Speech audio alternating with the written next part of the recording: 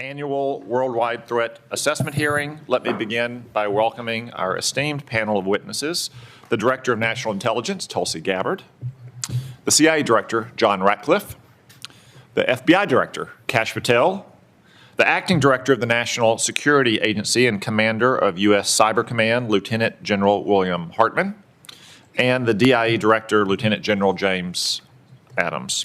Thank you all for your appearance today and for your service. I also want to offer a special thanks to General Hartman, who is about to enter a well-earned and well-deserved retirement. General, on behalf of the committee, thank you for your lifetime of service to our nation. I'd first like to take this opportunity to commend the thousands of men and women in our intelligence agencies whom our witnesses represent. Our intelligence professionals are second to none. Because of their service, their dedication, and their sacrifice, Americans are safer at home and around the world. But because of the nature of their work, grateful Americans don't buy their lunch at restaurants or even have a chance to say thank you. So on their behalf, let me simply say thank you. I want to make two basic points this morning. First, the world is always a dangerous place, especially for America. But thanks to your agencies and President Trump's leadership, the world isn't quite as dangerous for Americans as it was a year ago. Thanks to the efforts of our military and intelligence personnel, including my fellow Arkansans who are now serving in the Middle East, the Iranian revolutionary regime that terrorized the world for 47 years is finally knocked on its back foot. Last summer, we devastated Iran's nuclear facilities. In recent weeks, we've eliminated Iran's top leadership, pummeled its military, sunk its navy, destroyed its missiles, neutered its proxies, and left its economy reeling. After 47 years of indecision and timidity, America has finally put our foot down. I'm also pleased to report that things have improved a lot in our own backyard now that Venezuela's illegitimate communist dictator, Nicolas Maduro, is rotting in a New York prison. Only the United States could execute a military and intelligence operation of this difficulty without a single American life lost. Our military is awesome, but these operations wouldn't have succeeded, and they probably wouldn't have even been tried without timely, accurate, and fact-based intelligence from your agencies. These successful operations are a testament to our intelligence professionals' ability to expose and uncover critical details about America's enemies. So let this be a warning to those who wish America harm. We leave no stone unturned, and there's no one or no thing close to you that might not betray you. Today's hearing is an opportunity for the American people to hear an unvarnished and unbiased account of the remaining threats we face, from communist China, North Korea, and Russia to the east to narco-terrorist cartels here at home. These threats truly do span the globe. And for my second point, your agencies have improved over the last year thanks to reforms that has gotten them back to basics. Of course, my 2 points are related. When our intelligence agencies return to their core mission, stealing the secrets of our adversaries to deliver timely and needful intelligence, America is safer for it. These efforts are already bearing fruit. For example, last year, the CIA increased its foreign intelligence reporting by 25%. This year, the CIA is on track to hire and deploy more officers than at any point in the last quarter century. While I'm greatly encouraged by the progress, more remains to be done. We must always equip our intelligence personnel with the tools they need to do their jobs well and execute their missions. That's why I fully support President Trump's request for a clean reauthorization of FISA Section 702. And it's why I expect a healthy intelligence budget request in the administration's supplemental appropriations request to fund operations against Iran and narco-terrorists. No doubt our military needs supplemental funding, but our intelligence agencies need it just as badly. Moreover, I urge each of you to continue to make personnel and institutional reforms that will cement these changes and foreclose a return in the future to bureaucratic bloat, political bias, and excessive caution within your services. When I became chairman, I promised real reform across the entire intelligence community. Our first Intelligence Authorization Act set the foundation for a more efficient intelligence community by, for example, reorganizing the ODNI, improving the security of CIA installations, and directing resources towards foreign intelligence collection and covert action. This year, I look forward to going further, namely by growing our cadre of collectors, making generational investments in core capabilities, providing new capabilities to defend our space assets, and further codifying reforms to guard against any future return of bloated and biased bureaucracy. I look forward to working with you towards these ends. I now recognize the Vice Chairman. Thank you, Mr. Chairman, and let me also offer a good morning to our witnesses. Let me also join you, Mr. Chairman, and begin by thanking literally the tens of thousands of men and women across America's intelligence community who work every day to keep our country safe. Their work is by necessity secret. That is the nature of intelligence. But that is also why hearings like this one matter so much. Over the past year, we have seen a series of developments that raise serious concerns about the erosion of safeguards that protect both our democracy and our security. And nowhere is that more worrying than when it comes to the integrity of our elections. For decades now, our intelligence community has warned that foreign adversaries, including Russia, China, and Iran, are actively seeking to shape the outcome of American elections. These efforts have included cyber intrusions, disinformation campaigns, and covert influence operations designed to divide Americans and undermine our confidence in our democratic institutions. Protecting our elections from these threats should be one of the intelligence community's highest priorities. The DNI is supposed to be coordinating intelligence on foreign election interference, warning the American people about adversaries seeking to undermine our democracy, ensuring that federal, state, and local officials have the information they need.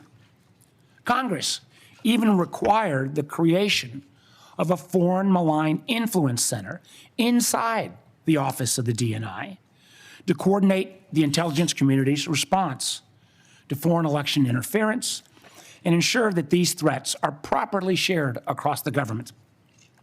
That is the mission Congress assigned to the DNI. But while foreign adversaries are actively probing our democratic institutions, the DNI has eliminated the Foreign Malign Influence Center and does not have a designated official coordinating the response to election threats. And for months, the committee has repeatedly requested briefings from the IC, briefings that are required by law on legitimate foreign threats to the midterms. We have received no response. Now, that silence, I believe, should concern every member of the committee because it clearly demonstrates the DNI is not interested in protecting American democracy by combating foreign influence.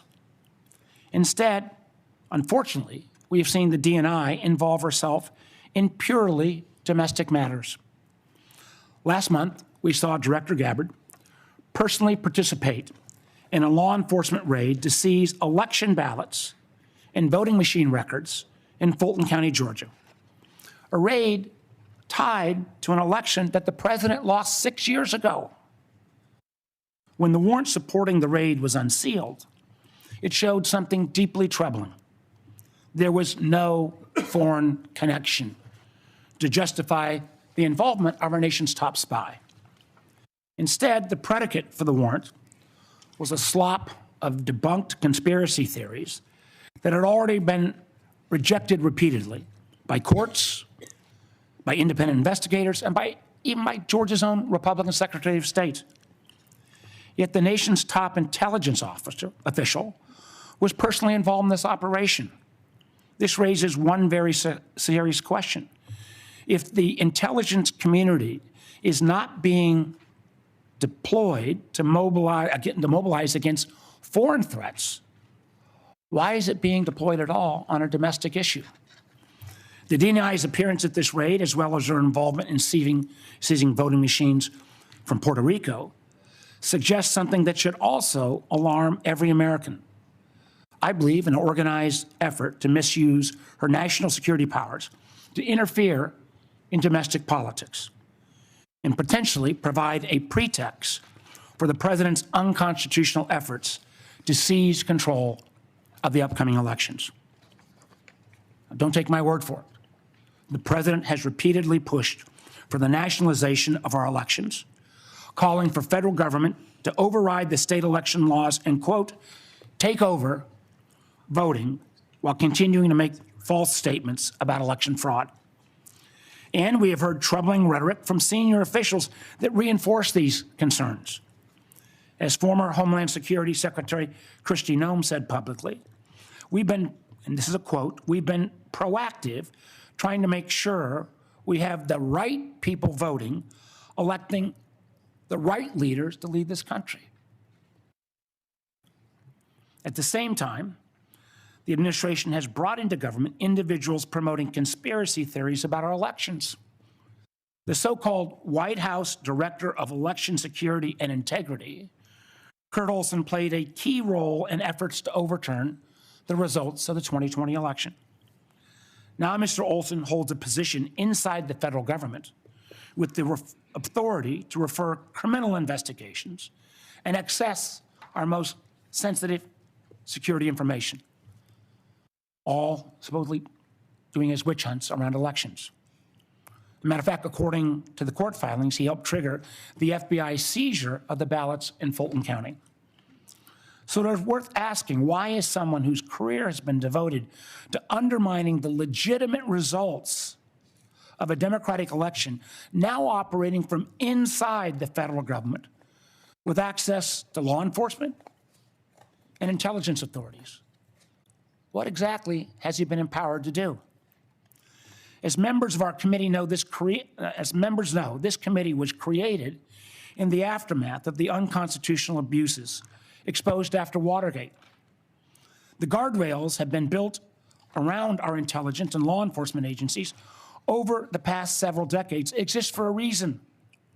Without them, America begins to look more like adversaries emphasized in this year's annual threat assessment: China, Russia, Iran, North Korea, and less like a democracy. Confronting these very clear and present threats to American security requires experienced professionals in intelligence agencies that are focused squarely on their mission. Instead, over the past year, we've seen actions that only serve to weaken them. Politically motivated purges at the FBI has resulted in the exodus of hundreds of agents and the reassignments of hundreds more from key national security areas like counterintelligence, counterterrorism, and cyber, and where they've been redeployed to? Immigration enforcement. In one troubling case, agents working on a task force focused on threats from Iran, clearly something that's pretty damn important right now, were dismissed because they had previously participated in the investigation of the president's mishandling of classified information. Elsewhere, the Bureau's budget is being slashed. Last year, it cut over $500 million, with the largest decreases from cyber, counterterrorism, and counterespionage. And the remaining scarce resources are being squandered on things like a $60 million jet for the director's personal travel so he can go golfing in Scotland or partying with athletes in Milan. In fact, according to a whistleblower account, those flights became so frequent they even delayed the Bureau's response to major incidents like the Charlie Kirk assassination or the shooting at Brown University. Credible reports also indicate that highly trained FBI agents from elite SWAT units have been reassigned to chauffeur his girlfriend, an unprecedented use of personnel whose training are actually intended for hunting violent criminals and neutralizing terrorists. Unfortunately, this dysfunction has not been limited to the FBI.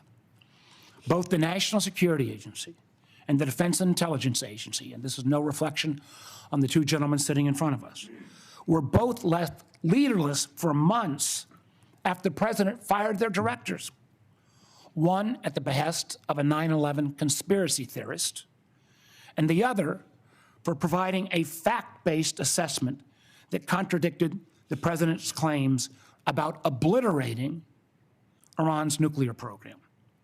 Clearly, if the program had been truly obliterated, the president wouldn't be bombing again right now. And again, more than 1/3 of the personnel at CISA, created by Congress to protect critical infrastructure like power, water, and election systems, have been forced out. That seems like a real mistake as we still grapple with the intrusion called Typhoon and the recent Iranian cyber attack on Stryker. And we are now seeing in real time the cost to the State Department. Thousands of American citizens were trapped in a literal war zone with little assistance from their own government. For a time, those calling the State Department hotline for assistance were greeted with a pre-recorded message that said, quote, "Please do not rely on the U.S. government for assisted departure or evacuation." This was a foreseeable security crisis. When you start a war of choice, when there was no imminent threat, you should be able to prepare to make sure you get Americans out of the war zone. That same attitude, pushing some of our closest friends into the arms of our most capable foes, has profound consequences. Two of our most significant allies, Canada and the UK, are currently working to sign trade deals with China because they no longer believe the United States is a dependable partner. That's a remarkable statement in 2026. And in the president's war of choice with Iran, a war that has already killed 13 service members, cost American taxpayers billions of dollars, and scrambled supply chains from oil to fertilizer to aluminum, nobody answered the call when the president asked our allies to help reopen the Strait of Hormuz. As the president's own counterterrorism chief acknowledged in his resignation yesterday, Iran posed no imminent threat to the United States. And unfortunately, our allies have been alienated and distracted by the administration's unilateral threats like invading Greenland. And the result is clear. Americans have been left more exposed in an already dangerous conflict. Now, what I just outlined is quite a list, and it's a partial one at that. Matter of fact, we've got a full list we'd like to share with all the press. So what does this all mean? It matters because I believe the warnings contained in this year's annual threat assessment.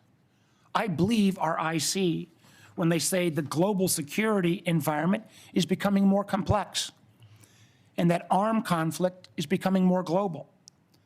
And I also agree with the assessment when it says that to succeed, we must think prudently and prioritize our efforts.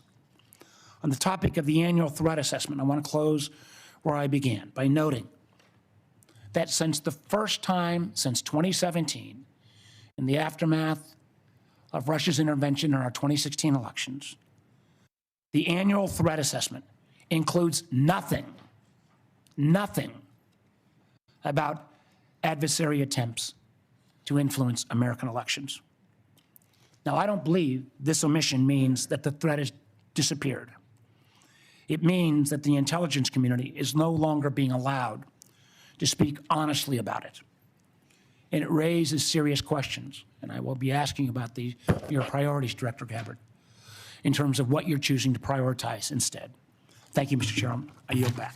Before we go to the witnesses, now that we have a critical mass of members, I would simply like to remind members that we will handle questions as we did last year, seniority at the time of the gavel, and alternating between Democrats and Republicans. We'll have one round of questions, 7 minutes per round. I will not entertain questions after 7-minute time has expired. Furthermore, I expect to convene the closed session in our usual location promptly 30 minutes after the open session begins. Director Gabbard, the floor is yours. Thank you, Chairman Cotton, Vice Chair Warner, members of the committee, good morning. I'm here today to present the 2026 Annual Threat Assessment, joined by the directors of the CIA, FBI, DIA, and NSA. Before I continue, on behalf of the intelligence community, I want to extend our thanks to General Hartman for his 37 years of service in uniform and closing out his 37 years with tremendous leadership of the NSA. This briefing is being provided in accordance with ODNI statutory responsibility. I'd like to remind those who are watching what I am briefing here today conveys the intelligence community's assessment of the threats facing U.S. citizens, our homeland, and our interests, not my personal views or opinions. In this assessment, we're following the structure of priorities that were laid out in the President's national security strategy, starting with the threats to our homeland and then shifting to global risks.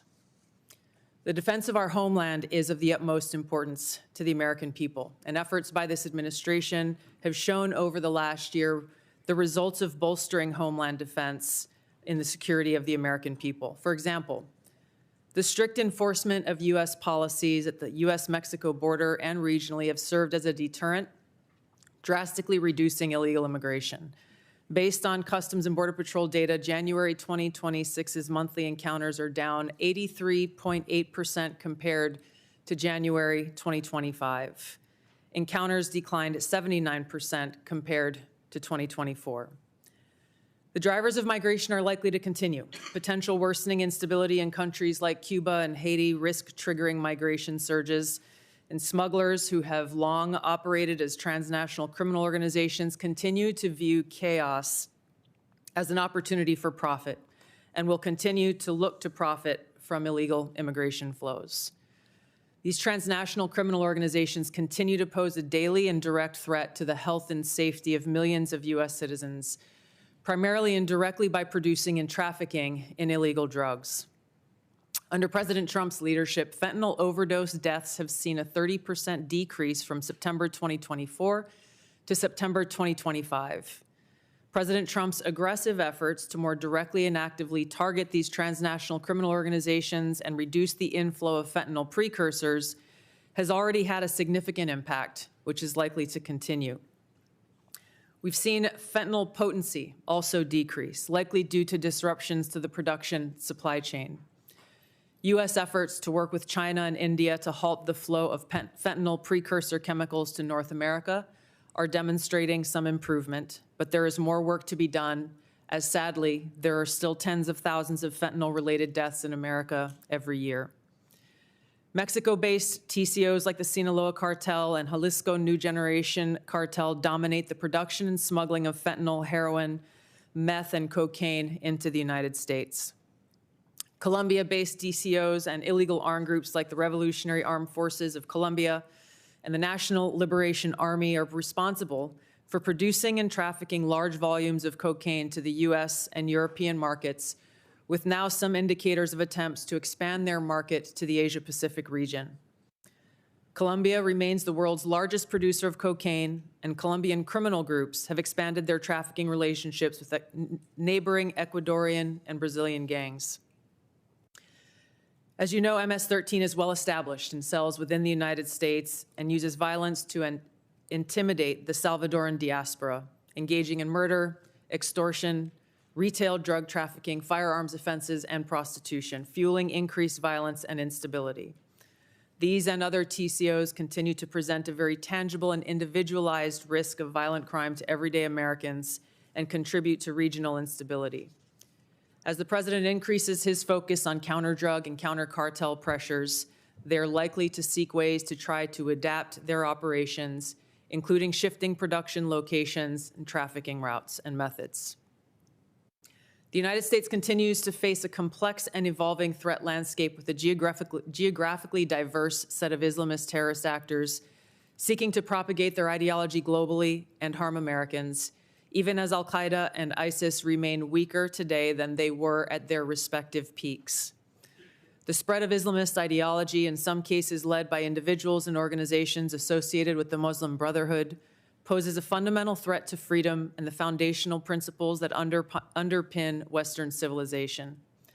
Islamist groups and individuals use this ideology for recruiting and financial support for terrorist groups and individuals around the world, and to advance their political objectives of establishing an Islamist caliphate which governs based on Sharia. There are increasing examples of this in various European countries, and President Trump's designation of certain Muslim Brotherhood chapters as foreign terrorist organizations is a mechanism to secure Americans against this threat. In response to setbacks to their capabilities of conducting large-scale complex attacks Islamist terrorist groups have shifted toward focusing on executing information operations to spread propaganda and inspire or enable individuals located in or with access to the West. U.S. counterterrorism efforts, primarily in Iraq, Somalia, Yemen, and Syria in 2025, were instrumental in removing key terrorist leaders and operatives, degrading the ability of al-Qaeda and ISIS to quickly reconstitute its leadership and plan large-scale attacks against the homeland and U.S. interests abroad. Strict U.S. border enforcement measures and increased deportations of individuals with suspected links to Islamist terrorists have reduced access to the homeland and removed some potential sources of future terrorist attacks. Since January, U.S. officials have only had a handful of encounters at our borders with individuals associated with terrorist groups. This is a positive trend. However, our interagency coordinated efforts to continue to identify, locate, and remove known or suspected terrorists who may already be in the United States continues with vigilance. In 2025, there were at least 3 Islamist terrorist attacks in the United States. Law enforcement disrupted at least 15 U.S.-based Islamist terrorist plotters. Roughly half of last year's disrupted plotters had some online contact with Islamist terrorists inspired by Islamist foreign terrorist organizations abroad. For example, in the recent attempt to attack a synagogue in Michigan, the shooter had familial ties to a Hezbollah leader. Al-Qaeda and ISIS pose the biggest threat to U.S. interests overseas in parts of Africa, the Middle East, and South Asia, where these groups operate. In the Middle East, AQAP in Yemen, ISIS-K in South Asia, and ISIS in Syria are among the most likely groups conducting external plotting. ISIS in Syria is likely seeking to rebuild its ranks, expand support networks, and solicit funds by re-engaging with and recruiting from the likely hundreds of ISIS detainees and thousands of ISIS-linked women and children who were either released or escaped from prisons and displaced person camps that were previously run by the Syrian Democratic Forces in northeast Syria. Meanwhile, state actors present a risk broader in scope by seeking new capabilities in kinetic and cyber warfare. The United States' secure nuclear deterrent continues to ensure safety in the homeland against strategic threats. However, the intelligence community assesses that Russia, China, North Korea, Iran, and Pakistan have been researching and developing an array of novel, advanced, or traditional missile delivery systems with nuclear and conventional payloads that put our homeland within range. The IC assesses that threats to the homeland will expand collectively to more than 16,000 missiles by 2035, from the current assessed figure of more than 3,000 missiles. The IC assesses that China and Russia are developing advanced delivery systems meant to be capable of penetrating or bypassing U.S. missile defenses. North Korea's ICBMs can already reach U.S. soil, and the IC assesses that it is committed to expanding its nuclear arsenal.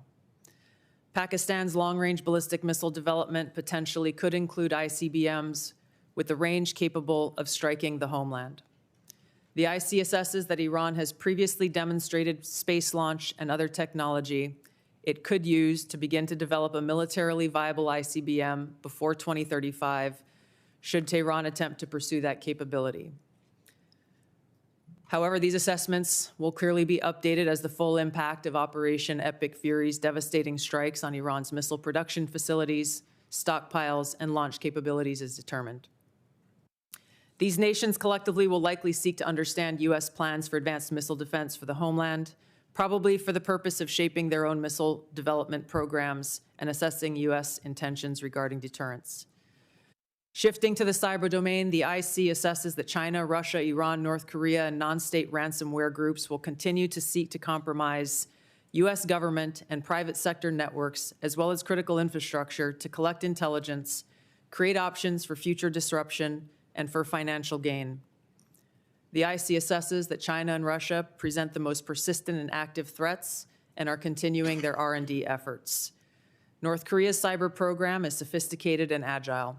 In 2025 alone, North Korea's cryptocurrency heist probably stole $2 billion, which the IC assesses is helping to fund the regime and include further development of its strategic weapons programs.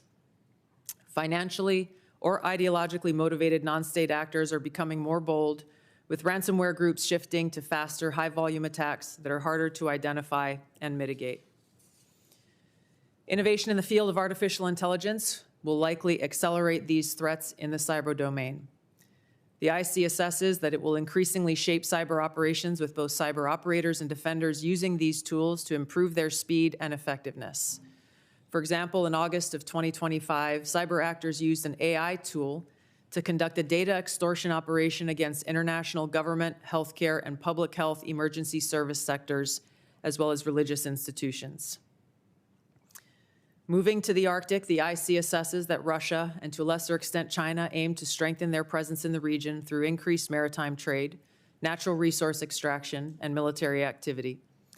Russia, which has the longest coastline in the Arctic, has long sought recognition of its polar great power status and is deploying more military forces and building new permanent infrastructure. China, though not an Arctic country, is engaged in more limited efforts in the region to advance its own strategic and economic interests. The IC assesses that China is the most capable competitor in the field of artificial intelligence. The IC assesses that AI capabilities are rapidly advancing and changing the threat landscape, as this is a defining technology that enables computers and machines to simulate human learning comprehension, problem solving, creativity, and autonomy. It will be critical to ensure that humans remain in control of how AI is used and of the machines that may threaten to autonomously violate the interests of the American people across all domains. AI adoption at scale across the spectrum of usage poses serious risks. AI has the potential to aid in weapons and systems design and has been used in recent conflicts to influence targeting and streamline decision-making, underscoring the risk and likely threats that could manifest on the battlefield. Early developers in quantum computers will give countries an extraordinary technological advantage over others to quickly process national security information and break current encryption methodology used to protect sensitive finance, healthcare, and government information. The global security landscape is volatile and complex, with armed conflict growing more common and posing potential threats against U.S. interests. Strategic competition and regional and smaller powers are becoming more willing to use force to pursue their interests, heightening the risk of conflict. The IC assesses the space domain is becoming increasingly contested, with China and Russia developing counter-space capabilities to challenge U.S. space efforts. The threat of nuclear proliferation and advancing chemical and biological warfare capabilities continues to grow. I'll turn now to our neighborhood in the Western Hemisphere, where flagging economies, high crime rates, pervasive organized crime, migration flows, corruption, narcotics trafficking, all of these present a spectrum of risks to U.S. interests, and where strategic competitors seek to gain greater influence in the region. The IC assesses that Latin America and the Caribbean almost certainly will see hotspots of volatility in the coming year. Since Maduro's arrest, the IC assesses a shift in Venezuela's leadership towards cooperating with the U.S. to open its economy, to develop the country's oil and gas extraction capability, and we've seen their movement in releasing political prisoners. The U.S.-Mexico-Canada Agreement review in 2026 will likely increase uncertainty in many Latin American countries, especially those that rely on Mexico as an export destination for intermediate goods for manufacture and onward export to the U.S. China, Russia, and Iran are likely seeking to sustain economic, political, and military engagement with Latin America. The IC assesses that China's demand for raw materials is likely to continue to drive its economic outreach, while Russia likely wants to expand its current security and diplomatic ties with Cuba and Nicaragua. The IC assesses that China aims to elevate its own political, economic, military, and technological power to increase its own regional positioning and global influence to fend off threats to their interests. While there are challenging areas where interests diverge, President Trump's diplomatic engagements with President Xi to work towards U.S. interests have enabled progress where those interests align. The IC assesses that China continues to rapidly modernize its military forces across all domains in pursuit of its goal to achieve world-class status by mid-century. This includes building a force with the aim of being capable of deterring U.S. and allied forces in the region, and to achieve their stated objective of developing the ability to seize Taiwan by force if necessary. However, the IC assesses that China likely prefers to set the conditions for an eventual peaceful reunification with Taiwan short of conflict. The IC assesses that an increasingly confident North Korean regime remains a source of concern regionally and globally. Its weapons of mass destruction, its conventional military capabilities, illicit cyber activities, and demonstrated willingness to use asymmetric capabilities poses a threat to U.S. and its allies, particularly South Korea and Japan. North Korea's partnership with Russia is growing, and in 2025, Kim took steps to improve ties with China, still North Korea's most important trading partner and economic benefactor. The IC assesses that North Korea's support for Russia in the war against Ukraine has increased North Korea's capabilities as their forces have gained combat experience in 21st century warfare, along with equipment. In 2024, North Korea deployed more than 11,000 troops to Russia to support combat operations in Kursk.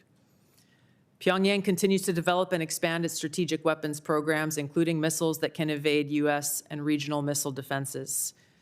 It is continuing to work to increase its nuclear warhead stockpile and maintains biological and chemical weapons capabilities. Russia retains the capability to selectively challenge U.S. interests globally by military and non-military means. The IC assesses that the most dangerous threat posed by Russia to the U.S. is the potential of an escalatory spiral in an ongoing conflict, such as Ukraine, or a new conflict that led to direct hostilities, including the potential deployment of nuclear weapons. The IC assesses that Putin continues to invest in Russia's defense industrial base, as well as novel capabilities that may pose a greater threat to the U.S. homeland and forces abroad than conventional weapons. Russia has advanced systems, hypersonic missiles, and undersea capabilities designed to negate the U.S. military advantage. Moscow also relies on other tools to exert pressure, using gray zone tactics to further its goals and compete below the level of armed conflict. Russia is also building an extensive counterspace capabilities to contest U.S. space dominance. Its development of a nuclear counterspace weapon poses the greatest single threat to the world's space architecture. During the past year, the IC assesses that Russia has maintained the upper hand in the war against Ukraine. U.S.-led negotiations between Moscow and Kyiv are ongoing. Until such an agreement is met, Moscow is likely to continue fighting a slow war of attrition until they view their objectives have been achieved.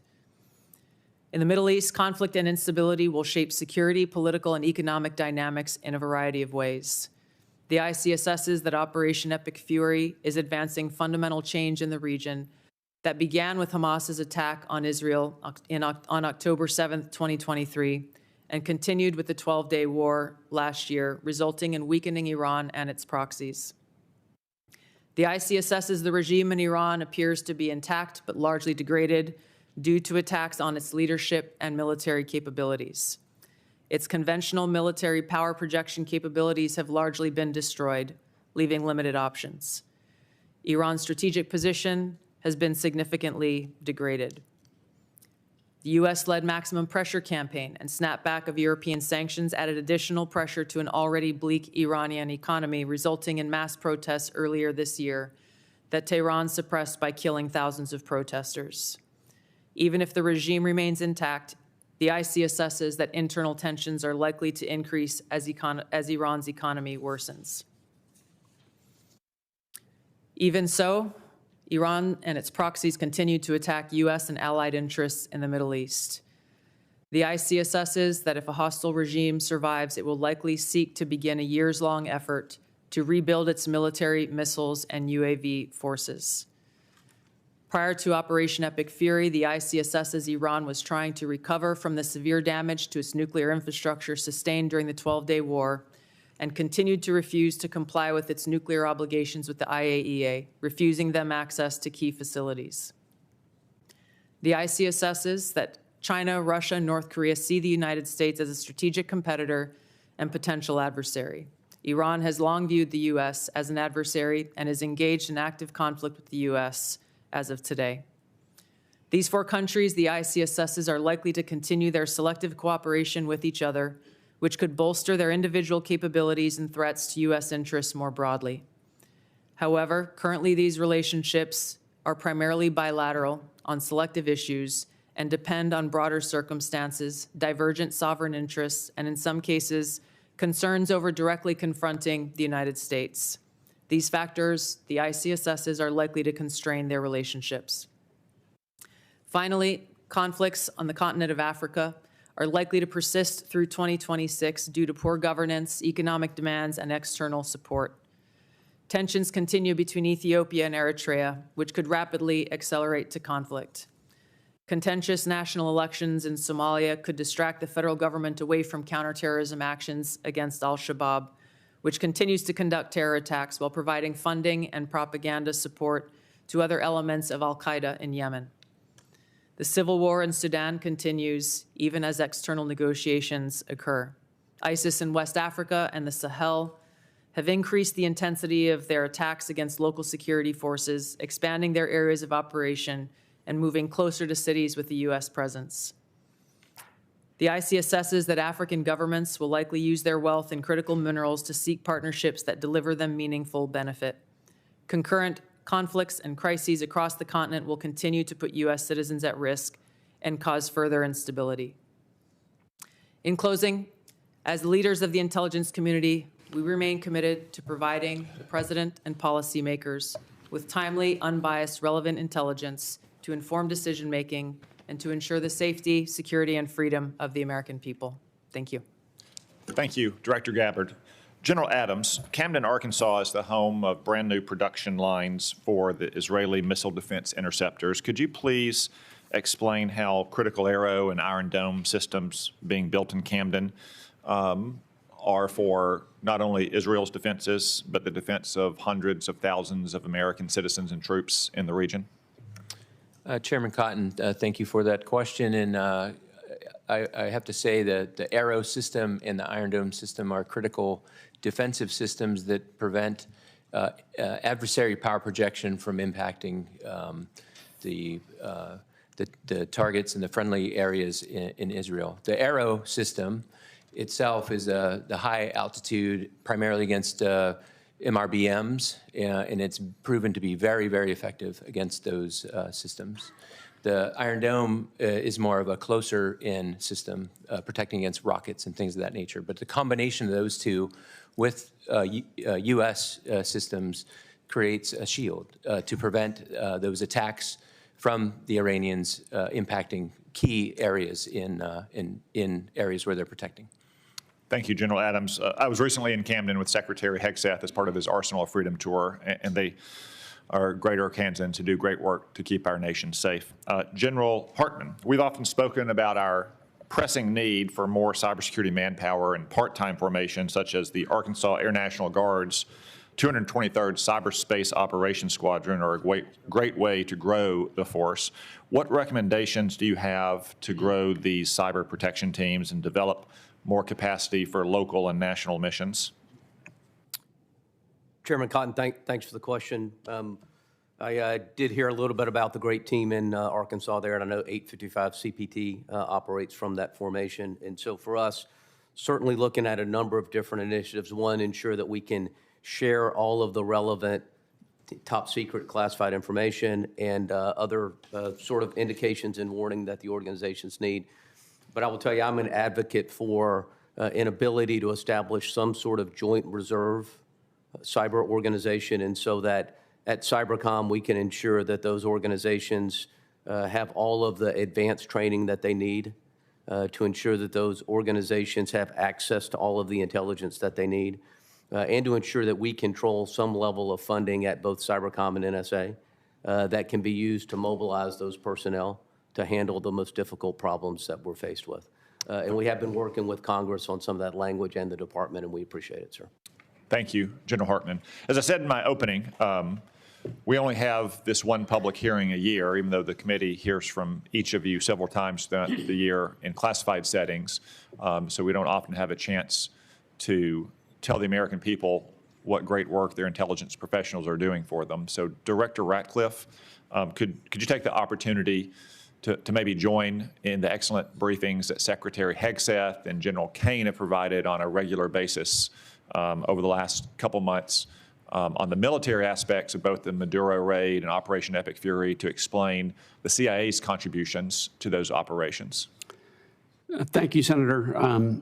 You know, last year when I was here in my confirmation, I promised you all, and you had all asked for, a more aggressive CIA, one that was focused on core mission, getting back to the business of stealing secrets, to be able to provide our policymakers with a decisive strategic advantage that would allow and advance and contribute to foreign policy and national security successes.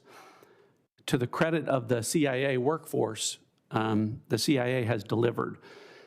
Some of those successes have been very public. As you mentioned, Senator, Operation Midnight Hammer, Operation Absolute Resolve, flawless military operations like that are hostage to a flawless intelligence picture. And the CIA, as you know from classified briefings, contributed in myriad ways to the success of that. But what I would say to you is those successes are just emblematic of the phenomenal progress and success really by every measure, every metric, every standard across every national security space with regard to the work of the CIA. Senator, you mentioned some of it in your opening. The increase of our asset stable and our human sources up by 25%, our FI collection across the board, our foreign intelligence collection up by 25% overall, and in important categories like China, for instance, up 100%. In areas like tech and AI, up 45%. On the counter-narcotics front, our operations up by 70%. And with regard to counterterrorism, those are classified numbers that I'll share with you in the classified portion of this hearing, but they're off the charts good. The best way I can summarize it, Senator, is I had a 32-year veteran of the agency retire this year, and he said to me, I hate to go. I don't know if this is the best year that the CIA's ever had, but it's the best year I can ever remember. And I think that reflects the current morale of the CIA. It's a workforce that knows it's doing a great job. It knows that it's being allowed to do what they signed up to do, which is provide that decisive strategic advantage to our country for great successes that everyone can see. So I thank you for the opportunity to let me recognize the CIA workforce. Thank you. Director Ratcliffe, I want to address one specific threat from Iran, the threat of an intercontinental missile, which is really just the combination of two technologies, one thrust to get something into space and a reentry vehicle to get it back to Earth. Iran has always had a space launch program, which is flimsy cover for the first part of that intercontinental missile program. I haven't seen any Iranian astronauts in space lately. And second, they have medium-range ballistic missiles, which already have a reentry vehicle. So if you crudely married those two technologies together, I've heard some analysts say that Iran could have had a functioning intercontinental missile to threaten the United States in as few as 6 months. Would you agree with that assessment? Well, you're right to be concerned about Iran's development of longer-range ballistic missiles, Senator. If Iran were allowed to develop at the IRBM ranges, which is 3,000 kilometers, it would threaten most of Europe. And yes, as you mentioned, we know that Iran is gaining experience in these larger, more powerful booster technologies through its so-called space launch vehicle program.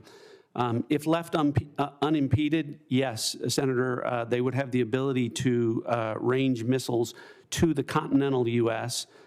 It's one of the reasons why degrading Iran's missile production capabilities that is taking place right now in Operation Epic Fury is so important to our national security. Thank you. Vice Chairman. Thank you, Mr. Chairman. Director Gabbard, the whole country knows that you were recently involved in an FBI operation to seize ballots in Fulton County, Georgia. Yet this was despite the fact that the warrant showed no foreign interference or nexus. Matter of fact, the warrant was based entirely on conspiracy theories that have already been examined and rejected repeatedly. Now, where is the authority for you to involve yourself in a domestic law enforcement activity? Thank you, Vice Chairman. I appreciate the question. As you know, I've addressed every issue you've raised in detail in a letter, but I'm grateful for the opportunity to do it in this forum. As you stated, Congress provided by statute, ODNI, with the responsibility of election security and counterintelligence in 2021. As you also know, ODNI has purview and oversight. I know the history very well, but could you just I am addressing the question.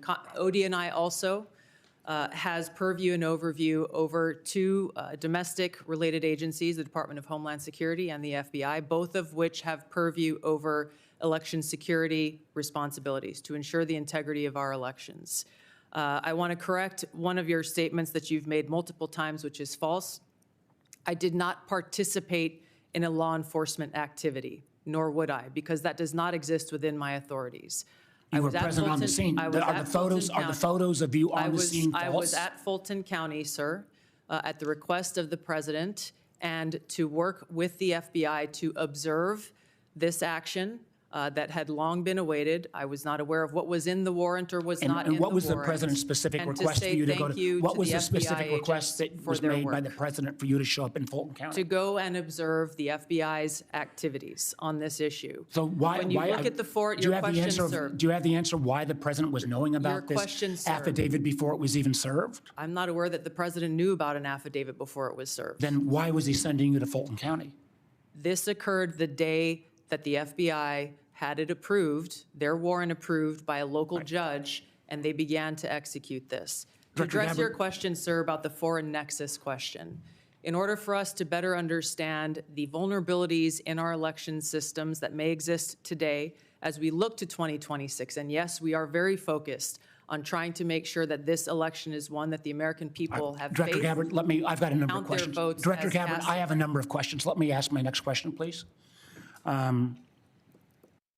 You have not provided any of the required reports or briefings to this committee on foreign interference. This is the first threat assessment since 2017 that didn't even mention foreign interference. Last year, when you were already confirmed, it mentioned it at high level. Are you saying there is no foreign threat to our elections in the midterms this year?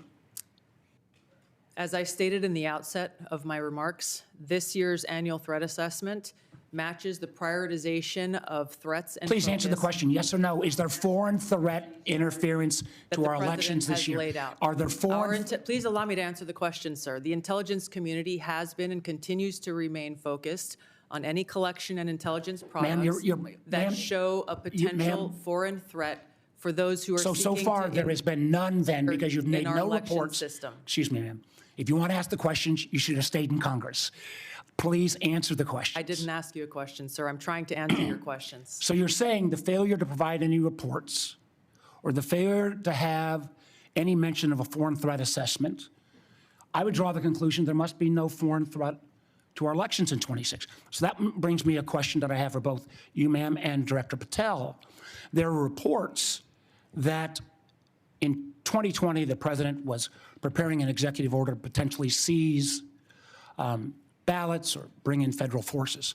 There is a published report that there is a similar EO being drafted right now about 2026, citing China. Director Patel, do you have any knowledge of that draft EO?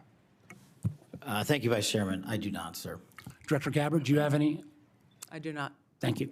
Let me move to Iran. Now, I understand, and I appreciated, Director Gabbard, your comments yesterday about agreeing that the president has sole authority, I guess, in his bones to declare whether something is an imminent threat. I didn't agree with your friend, Mr. Kent, but I didn't, again, I agreed with him yesterday on the fact that there was no imminent threat. I guess what I'm concerned about, one thing is, even in your printed testimony today on page 6, and your last paragraph on page 6, as a result of Operation Midnight Hammer, Iran's nuclear enrichment program was obliterated. There's been no efforts to try to rebuild their enrichment capability. You omitted that paragraph from your oral opening. Was that because the president had said there was an imminent threat 2 weeks No, sir, I recognize that the time was running long, and I skipped through some of the So portions you chose to take of my oral delivered remarks, You chose sir. to omit the parts that contradict the president. The president continues to say as well that, you know, he had no idea, was shocked that the Iranians had moved to take over the Strait of Hormuz. Did you provide any intelligence that would say that it would be, that it was not likely that the Iranians would try to move on the strait? I'm not aware of those remarks, and I think those of us here at the table can point to the fact that historically the Iranians have always threatened to leverage their control over But why would the Strait president of say he was Hormuz. amazed? I'm not aware of those remarks. What about the comments the president made that thought that he was surprised again, reports that Iran struck the adjacent Gulf states? Again, I'm not aware of those remarks. We have Well, been let me and ask you this. continue to Did provide the you brief intelligence the president? Did you brief the president? decisions. Did you brief the president if he starts a war of choice, that the likely result would be that Iran would strike adjacent Gulf nations and close the Strait of Hormuz? Did you brief him on those two facts that I think have been consistently the assumptions of the intelligence community? I have not and won't divulge internal conversations. I will say that those of us within the intelligence community continue to provide the president with all of the best objective intelligence available to inform his decisions. Senator Collins. Thank you, Mr. Chairman. Director Gabbard, you just testified that ISIS and al-Qaeda are significantly weaker. And reflecting that view, you have devoted declining budgets, personnel, and emphasis on countering terrorism. Yet, the fact is that ISIS is growing and operating in Somalia, Afghanistan, Syria, Pakistan, and Iraq. Al-Qaeda is surging in Afghanistan, the Arabian Peninsula, and throughout Central Africa. The Houthis in Yemen and the rest of the Iranian proxies remain a serious threat. Focusing, as you have done, on great power competitors seems to have diverted resources from the fight against terrorism, a fight that's very much still going on.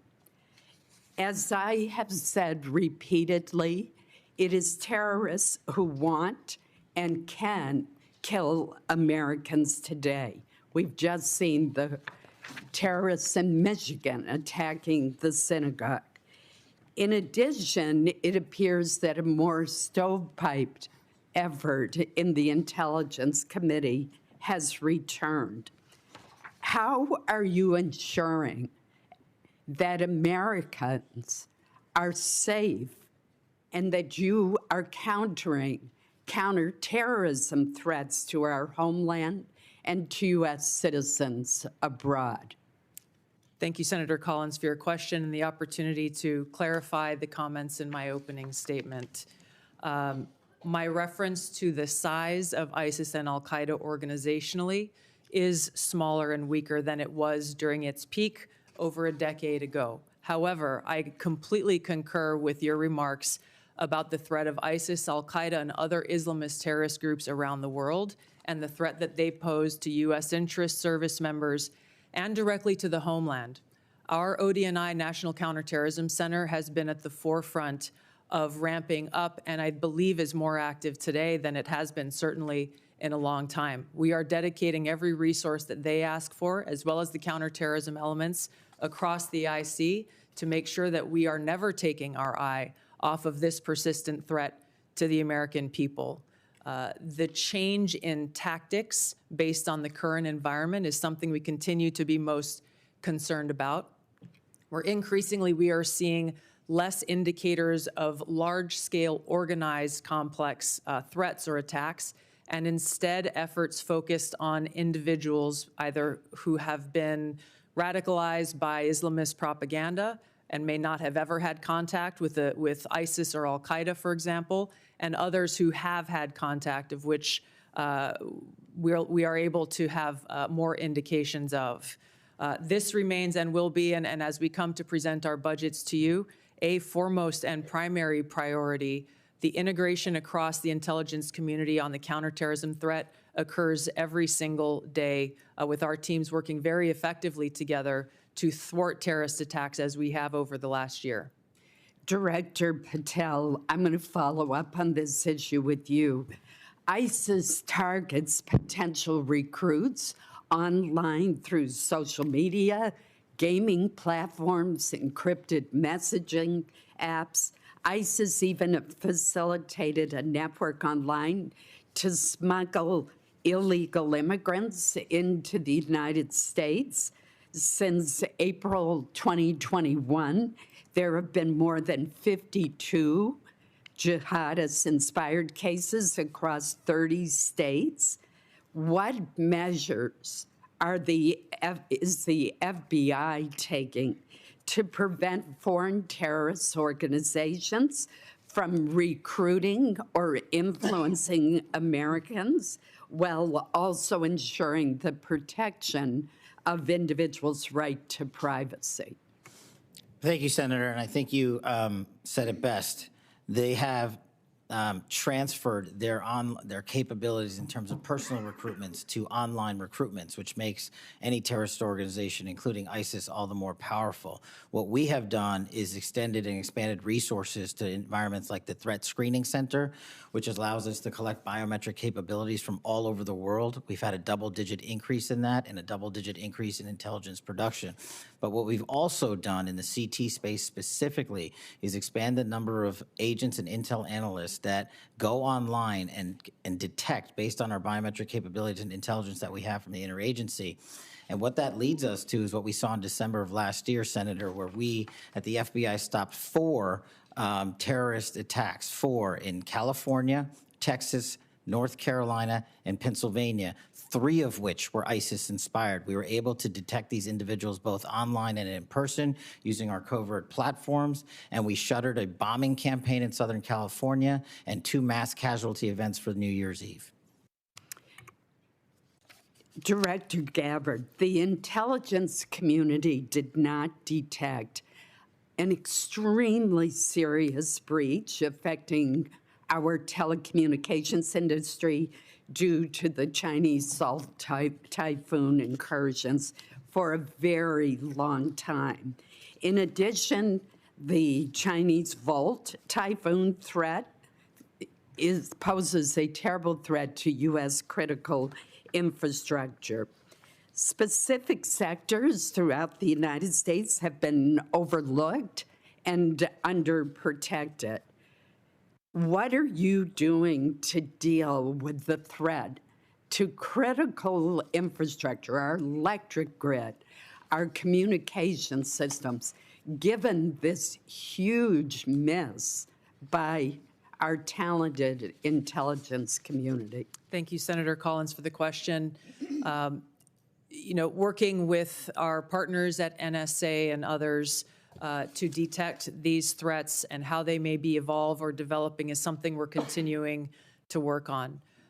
Building strong partnerships with the private sector, whether it be in the telecom industry, the financial sector, the healthcare sector, the energy sector, is something that I'm rebuilding.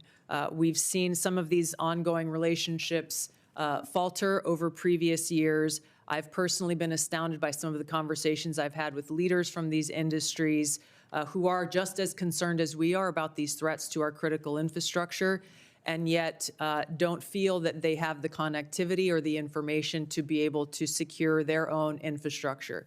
So in short, building those stronger partnerships, integrating and being able to share information intelligence where we can is critical for us to be able to secure our country from these threats. Thank you, Senator Collins. Senator Wyden. Thank you, Mr. Chairman. Director Gabbard, last year your agencies testified, and I quote, "Iran's large conventional forces are capable of inflicting substantial damage to an attacker, executing regional strikes, and disrupting shipping, particularly energy supplies, through the Strait of Hormuz. In other words, every problem we're seeing now was not only foreseeable, but was actually predicted by the intelligence agencies. So, Director, in the lead up to the start of this war 3 weeks ago, did the intelligence agencies stick to their assessment that in response to an attack, the Iranians had the capability to shut down the Strait of Hormuz? Thank you, Senator Wyden. The intelligence community has continued to provide the president and his team with the intelligence related to this operation in Iran before and on an ongoing basis. So right now, we're in a global energy crisis. We're paying more for gas. The economy is in danger. And it seems to me, and I heard you discuss this with Senator Warner too, that there's a lot of hedging going on with respect to entirely foreseen consequences of the war. And that strikes me, Madam Director, as what amounts to a historic mistake. Now, my second question is, did the intelligence agencies assess that the Iranians could respond to a regime change attack from us by attacking U.S. forces and other Americans in the region? The IC assessment has always taken very seriously the threat of the Iranian regime's missile capabilities and how our American troops within the region may be put at risk. Again, you know, it seems to me with Americans dying in the war, it's hard to see how you can sit here and say that the intelligence agencies couldn't provide a clear warning that if attacked, the Iranians would respond by attacking our people.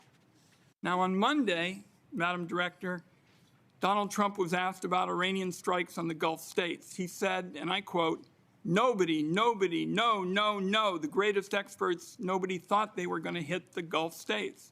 You all are supposed to be the greatest experts. That's what we have you there for.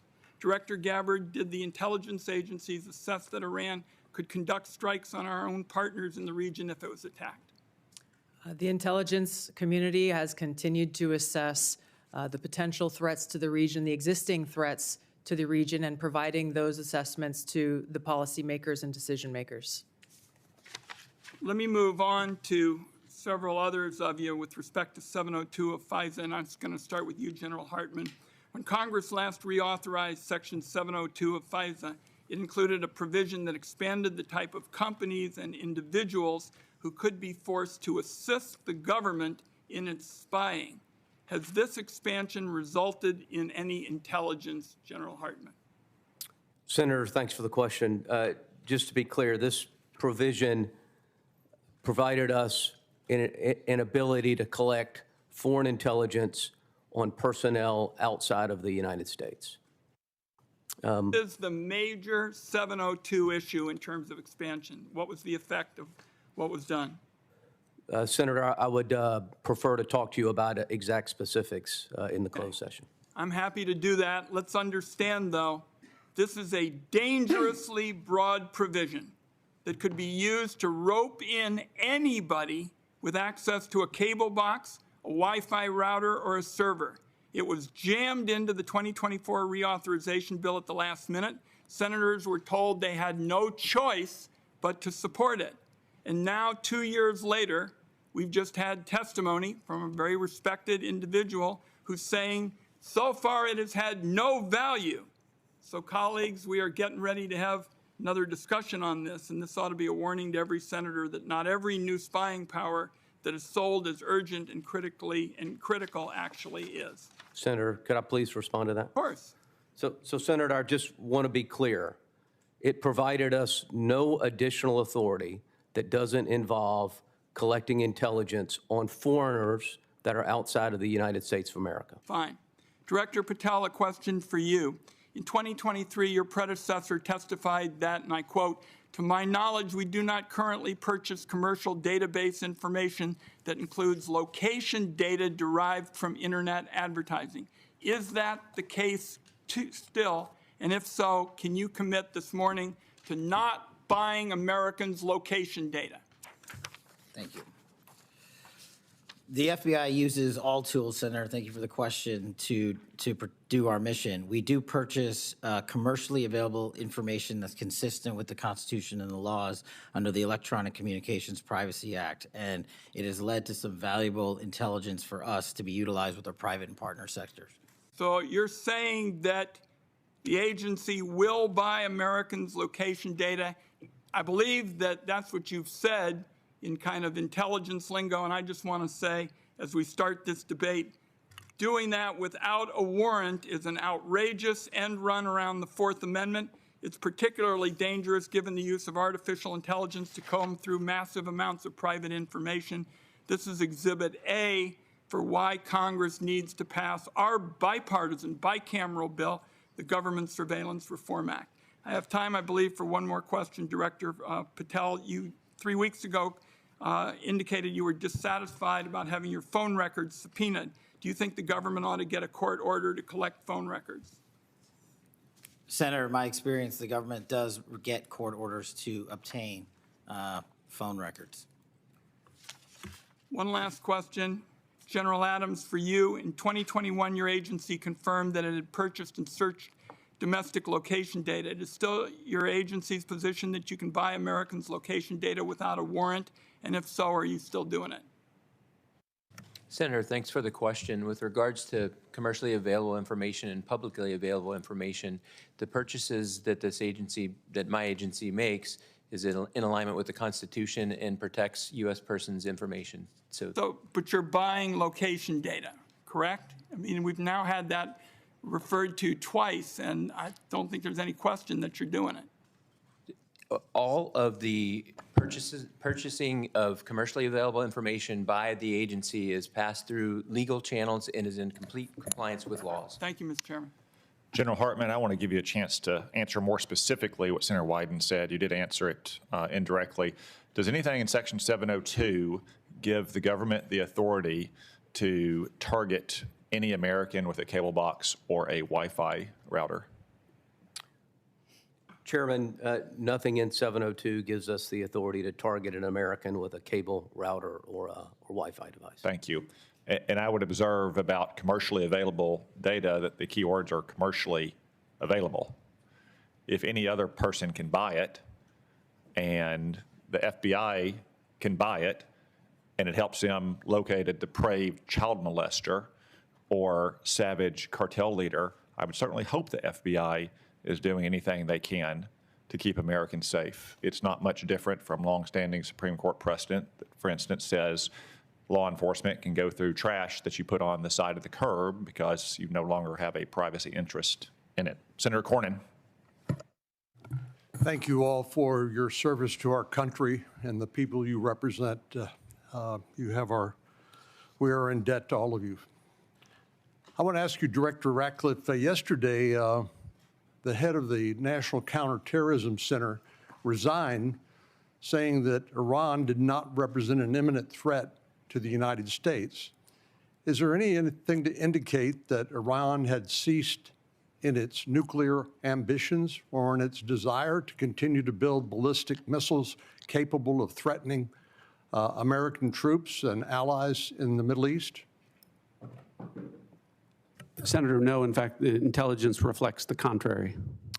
So you disagree with Mr. Kent? I do. I would think any fair-minded assessment of the situation, even based on open sources, would reflect the danger the regime poses to the United States.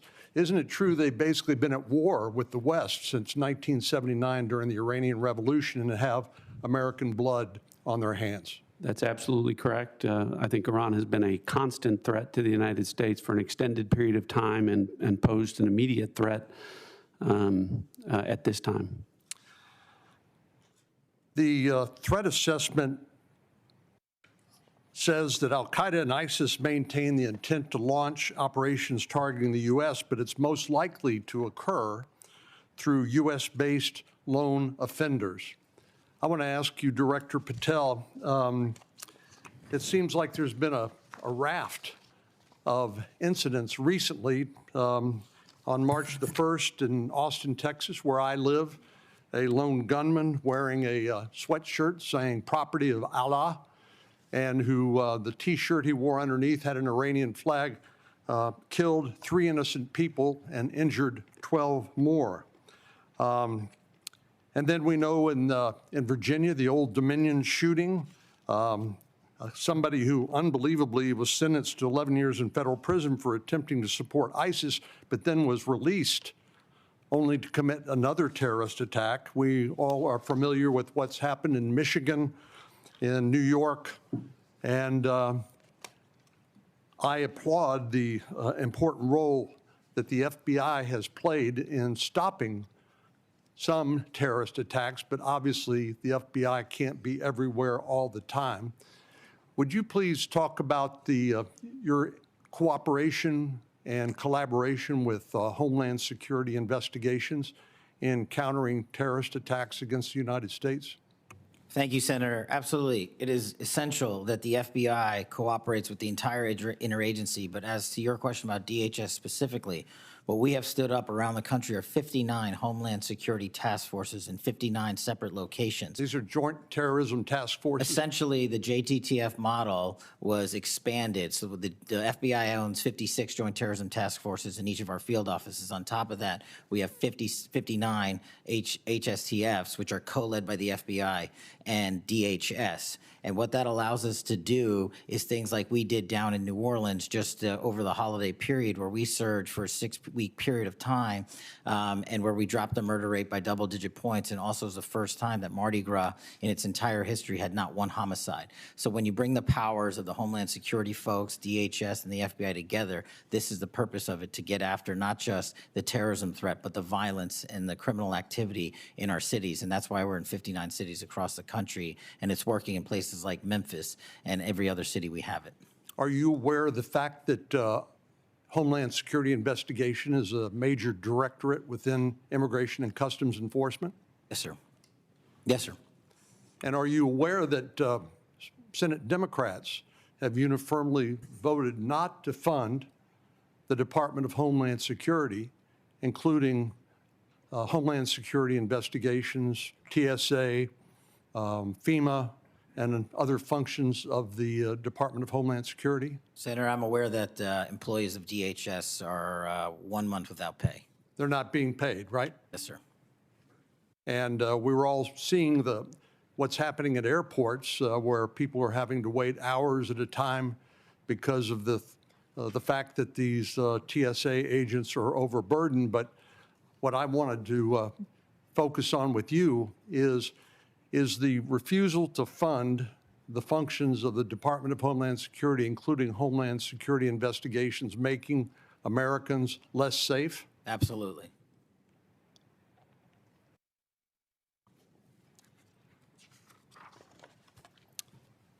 So give us an example of some of the cooperation that you all have engaged in with, the FBI has engaged in with the Homeland Security investigations. I'm looking at an article here that talks about the 190,000 Afghan nationals that were admitted to the United States, literally unvetted, and there are examples of individuals within that 190,000 who have committed terrorist attacks against the United States and against American citizens. Is that the sort of thing that you are investigating with HSI? Senator, that's one of the many things we're investigating with HSI, DHS, CBP, ICE. Give me some other examples of the collaboration on what other topics, including in addition to terrorism attacks. What we're allowed to do with our DHS partners, Senator, is enable their massive workforce to supplement ours. And what they're allowed to do is share intelligence on things that you just talked about the 100,000+ illegals that came in from Afghanistan during the Afghanistan withdrawal. Unfortunately, they weren't vetted thoroughly. So what we're doing is going back with our DHS partners and vetting absolutely every single one of them to the best that we can. But unfortunately, we're not able to go out into the country and find every single one of these individuals. But we need more than 12,000 FBI agents to do that job, which is why we are utilizing the 100,000 or so 1811s at the Department of Homeland Security to give us the information they have from their immigration records, from their travel records, from their travel logs overseas and within the country. And what we're able to do is remove these individuals off the streets in every single state across the country, to include violent gang members, to include Tren de Aragua, to include ISIS-affiliated individuals, to include Al-Qaeda-related affiliated individuals, and hopefully we do it before and not after, like the tragedy that we witnessed in Washington, D.C., where an individual from Afghanistan was allowed to enter into our country and shot multiple members of our uniformed military service. Thank you. Senator King. Thank you, Mr. Chairman. I do need to point out, in response to some of the previous comments, twice in the last 2 weeks, as recently as last Thursday, Senator Patty Murray, the Appropriations Committee, put a bill on the floor that would have fully funded TSA, FEMA, CISA, and the Coast Guard for the rest of the year, leaving the focus on the dispute that we have with the conduct of ICE as separately. So inexplicably to me, that bill was blocked by my Republican colleagues. It would have, as I say, fully funded TSA, FEMA, CISA, Coast Guard, and then focused the attention on the situation with ICE. So I just want to be clear on who's blocking funding for those 4 agencies. I'd like to ask Ms. Gabbard and Director Ratcliffe, Director, both of you, were either of you in the room, or your designees, when the President was making the final decision about taking this action against Iran on February 27th, 28th? Was there an intelligence committee, community present in those deliberations? Mr. Ratcliffe, your response? Senator King, I'm probably in dozens and dozens of briefings with the President. I don't know if there was a single meeting where there was a single time where a decision was made. Were those dozens of meetings right during the lead up to this war? I know you've met many times, but I'm talking about it in the 2 weeks or so before the decision to go into Iran was made. Again, countless meetings with the President. During that period? During that period. Director Gabbard, were you present in those discussions? Likewise, yes. The reason I'm asking the question is there seems to be a discrepancy between what the Intelligence Community has reported over the years and what the President has said in terms of of this action. For example, Senator Wyden read the report from a year ago that strikes against neighboring states and action to close the Strait of Hormuz was predicted by the intelligence community.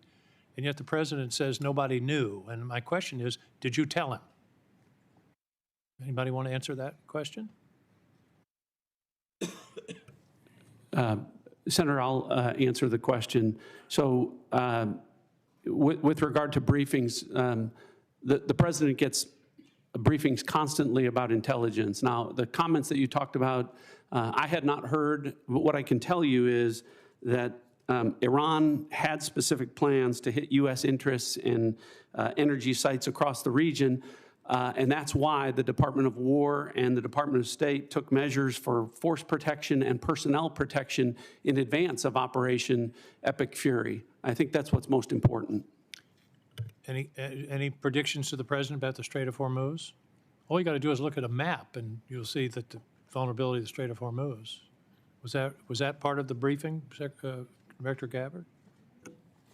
I think the Director Ratcliffe made the point here is that this has long been an assessment of the IC, that Iran would likely hold the Strait of Hormuz as leverage. And my question is, was that communicated to the President in the lead up to this action? And it's because of that longstanding assessment that the IC has continued to report that the Department of War took the preemptive planning measures that it did. Well, they've stated that they did not plan for the Strait of Hormuz. The President said, who knew that was going to happen? Anyway, let's move on. Does the President take a daily brief from the intelligence community? This is a yes or no question, I think. Yeah, the President, I would say, Senator, in my estimation, on average, I briefed the President of the United States on intelligence probably on average 10 to 15 times a week where I have conversations with him about specific discrete issues. Sometimes there are dedicated sessions that last hours in length. Sometimes I'm briefing him on specific issues, sometimes 3 or 4 times a day. But I would say on average, my interactions where I'm briefing the president on important national security matters happens probably on average 10 to 15 times per week. Thank you. Could you update us on the intelligence on Russian intelligence sharing with Iran in the current conflict? What do we know? Senator, if there is that sharing going on, that would be an answer that would be appropriate for a closed session. Well, it's been in the public press. This is open source that it's occurring. Is it occurring? Again, if it is occurring, that would be an answer appropriate for a closed session. What I can tell you is that according to the Department of War, any support that Iran may be receiving is not inhibiting their operational effects. Okay, that's sort of the first cousin of a yes, I guess. According to intelligence analysis, can regime change or the elimination of the estimated 1,000 pounds of highly enriched uranium be accomplished without boots on the ground? Senator, the discussion about the Iranian nuclear capability, we intend in the closed session to talk about that in great deal. With regards to revealing any information about the ability to do that, I would have to defer that to a closed session. Okay, I'll see you in an hour. Finally, there was very little, if anything, in the report, in the assessment about climate change, and that's been in past reports. There is a lot of discussion about migration. The estimates are that climate migrants, because of the changes in the climate and the atmosphere, and particularly in the center equatorial area of the Earth, will range from 200 million to 1 billion people by 2050. Do you believe that is a national security threat that should be addressed? The Syrian refugees were about 6 million, and they upset the politics of Europe for several years. We're talking about 200 million to 1 billion people on the move. I believe that's something we should be discussing and that the intelligence community should be assessing. Director Gabbard? Yes, Senator, there are a number of drivers of things like migration. It would be an extensive and voluminous annual threat assessment if we included every single one. This annual threat assessment is focused, again, on the priorities laid out by the President's national security strategy and on the effects that we can take action, operational action, to protect U.S. interests. Well, I would suggest combating climate change is something we can take action on. Thank you, Mr. Chairman. On the matter of media reports about Russian or Chinese collaboration with Iran, I would point out that the media is not a classification authority. And that kind of story, whether true or not, might be better suited for the FBI to investigate on whether there's been unlawful disclosures of classified information. I would also say it sounds like something Russia and China would do. Communist Russia used to do it during the Cold War, and Communist China has always done stuff like that. On the Patty Murray legislation, not only would it have defunded ICE and CBP, it would have also defunded Homeland Security investigations, which do critical work on our streets to protect our communities from financial crimes, from predators, from transnational gangs as well. So while we would all like to see the TSA and the Coast Guard and other critical parts of Homeland Security as well, we do not want to defund the police, this time the immigration police. Senator Moran. Chairman, thank you. I believe that it's in the U.S.'s national interest, our security interest, for Ukraine to be successful in defeating the Russian invasion. I'm concerned with the consequences of Operation Epic Fury on that ability of Ukraine to succeed in defending its borders. And General Adams, in broad terms, not necessarily, not classified terms, what are the consequences to the supply chain, to the capability of the United States to supply NATO allies and Ukraine as a result of Operation Epic Fury. My question is that usual problem of how do we do both? Are we doing both? Is U.S. support maintained or diminished for Ukraine as a result of Epic Fury?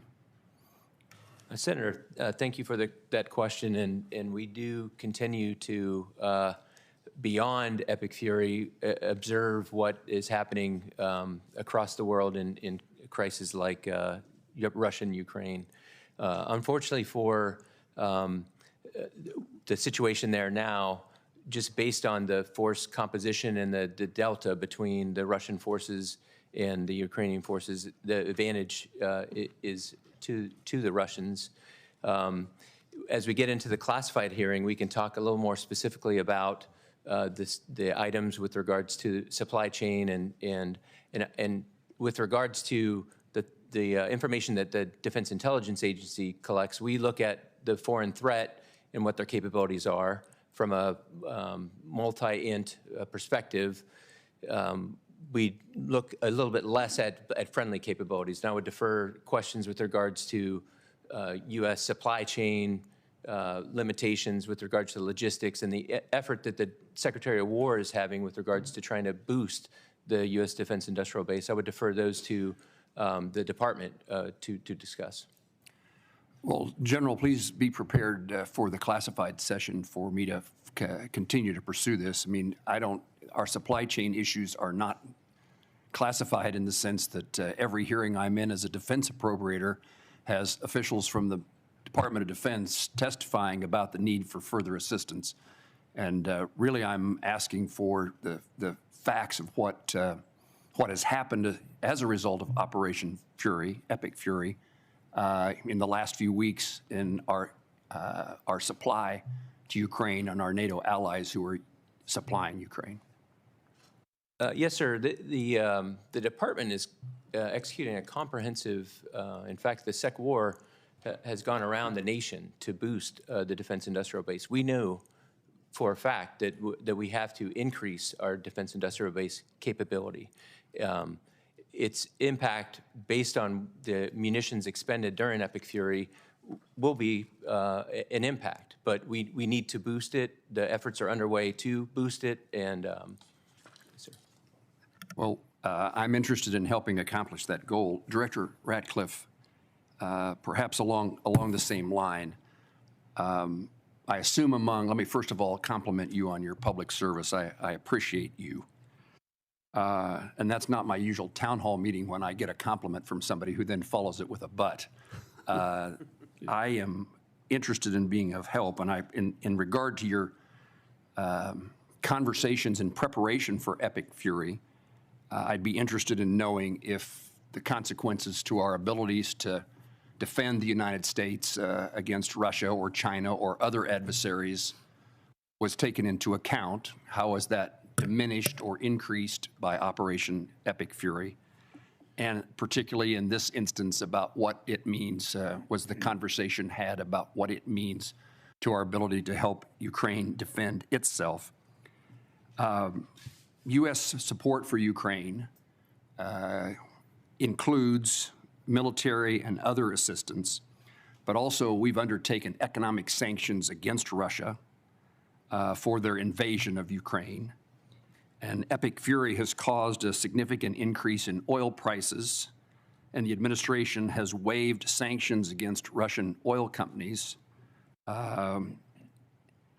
which are reported to say that Russia is receiving $150 million per day, additional dollars as a result of the waiver. What can you tell me about our plans or your understanding of what's transpiring as a result of Operation Epic Fury in regard to those oil revenues that are now being generated in favor of Russia and the lifting of the sanctions, at least for a temporary period of time? Senator, thanks for the compliment, I think.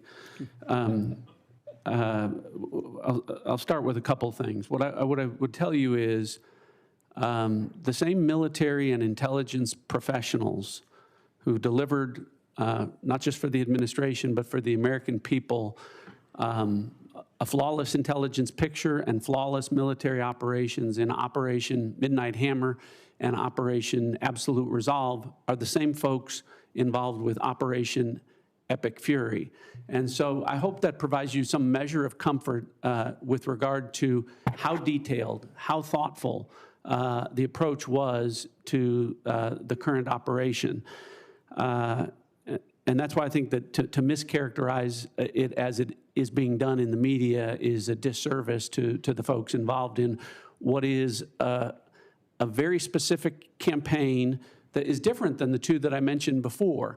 It's why the president came out and said, this isn't over in a matter of hours, this is a 4 to 6 week campaign, and that it would come at some cost, because the goal of the president and the administration is to address a 47-year problem, the most destabilizing force in the Middle East for the last 47 years, one that has frankly been watered, fed, and nurtured by policies of prior administrations that has allowed them to become the threat that they have. So I say all of that sort of in context to understanding that we have to address that, but at the same time, to your point on what's going on with regard to Russia and Ukraine, and you mentioned the oil issue. Sometimes policymakers have to take steps that, while they may benefit adversaries like Russia or China, do so because they also think it will benefit U.S. citizens, and in this case with respect to keeping the economy on track and keeping oil prices low. So what I can tell you is the intelligence is thoughtfully considered, and I think that policymakers have taken that I'm confident that we can walk and chew gum at the same time, pursue objectives in the Middle East, and provide support with regard to the conflict in Russia and the Russian aggression in Ukraine. Senator Bennett. Thank you, Mr. Chairman. I appreciate that. Mr. Director Ratcliffe, you just described the specific campaign that the president is engaged in, the country's engaged in with respect to Iran. I think the campaign has been one, in my view, without a specific rationale for the American people. 19 days into President Trump's unauthorized war with Iran, and by which I mean there has been no congressional approval, at least 13 American service members are dead and many others are injured. Yet President Trump has offered no credible justification for an imminent threat, no clear goals, no strategy or timeline. His message keeps changing, I think, in really damaging ways. President Trump said Iran's nuclear facilities had been, quote, totally obliterated in June 2025. But when he launched this latest war, he said we need to eliminate the imminent nuclear threat of those totally obliterated nuclear facilities. President Trump has threatened to seize Iranian oil and demanded our allies reopen the Strait of Hormuz. He said that I'm demanding that these countries come in and protect their own territory because it's their territory. It's the place from which they get their energy. By the way, he wasn't just asking for our allies to protect or to bail them out in the Straits of Hormuz. He was asking China to bail them out in the Straits of Hormuz. And then he said, maybe we shouldn't even be here at all because we don't need it. We have a lot of oil. And he said, we do not need the help of anyone. President Trump has declared we've won the war. We won it in the first hour. But then he said, we're not leaving until the job is finished. He said that there is practically nothing left to bomb, but then threatened to bomb Iran again, quote, just for fun. I think words that probably have never come out of a military leader in the history of the United States of America. It shouldn't come out of the mouth of a civilian leader. President Trump said he will end the war when I feel it in my bones. And any time I want to end it, it will end. But, Director, the war is not ending. It is escalating with thousands of U.S. Marines reportedly sailing toward Iran on an unclear mission, a mission that's become less clear over days, not more clear. Our airstrikes wiped out Iran's missiles and supreme leader. Nobody here, and certainly me, is shedding a tear for him. But the Iranian people now live under martial law. And by the way, no surprise to our intelligence agencies that that's the case. And the first of a puppet leader who's chosen by the IRGC. No surprise that to anybody on the Intelligence Committee. Iran closed the Strait of Hormuz and is holding the global economy hostage. No surprise to anybody who knows anything about U.S. intelligence. Launching drones at our embassies and military bases. No surprise. The president is surprised. Nobody who has looked at our intelligence is surprised. Iran's nuclear program is damaged, to be sure, but it still has a uranium stockpile. We heard today from the DNI at the very beginning of this conversation that the regime is in place and they are going to rebuild their military capabilities, the ones that we are destroying right now. The question I think is raised, Director, about your specific engagement is whether it will become a perpetual war, because what Iran will do is exactly what they have always done, and which the DNI is saying they will do again. In its briefings to the committee, the Intelligence Committee has been clear-eyed about what would happen in the Straits of Hormuz, has been clear-eyed about whether or not our military bases, our embassies, and our personnel in the region would be placed at risk and in harm's way, even though the administration did very little to protect them. I know, Director Ratcliffe, that you warned President Trump that if Israel assassinated the supreme leader, the IRGC would replace him with potentially a harder line puppet. In fact, I think what was clear is that the likelihood was that it would be a hard line puppet. Do you disagree with that characterization of the intelligence? To that specific question, what we knew was, first of all, I guess I have to address up front, so much of what you related in there, the difference between political rhetoric versus... Not political rhetoric. I'm quoting the President of the United States. Political rhetoric versus military... Director, I'll the difference between that and military and intelligence execution. But here's the most important thing. You mischaracterized this as saying there aren't clearly defined goals. The defined goals are very clear. Degrade and destroy the missile inventory and drone inventory, delay and degrade the military industrial base and factories that produce that, degrade and destroy the IRGC Navy that could control the Strait. These are all defined goals that were set out specifically. Well, the premise of the question is that... My time back, Mr. Chairman, I can't get a word in edgewise. He won't answer the question, and then he's taken a minute of my time. You're both big boys. You can handle it yourself. Okay, well, Director, I agree that you are, and I appreciate what you're saying. And I'm not, my point is not what your characterization of the war is. My point is what the characterization, the Commander-in-Chief, I'm not asking you anymore, Mr. Director. I'm sorry, because I'm out of time because of how you use the time. The complete lack of clarity should matter to everybody. President Trump, most of all, he is the person that got elected on the criticism that we had fought 2 wars in the Middle East that had lasted for 20 years. And now we're hearing the testimony is to get their ballistic missiles, to not even get to the nuclear stuff, we're going to have to be in a perpetual war with Iran. And I don't think that's where the American people are on this. This is a serious threat. This is a serious threat to us and to Israel. The question is how to handle it. And President Trump said, we are not the policemen of the world. He ran on that. And now he's turned us into the world's policeman, into its jury, into its judge, into its executioner. And just because we have the most advanced military in the world, it doesn't mean that we should be in a perpetual war all around the world. Thank you, Mr. Chairman. Senator Rounds. Thank you, Mr. Chairman. I'd like to maybe follow up a little bit this same line of questioning, but I want to do it in a little bit different manner. I've had the opportunity, like all of the other members on this committee, to see the threats that we discuss regularly in the classified settings.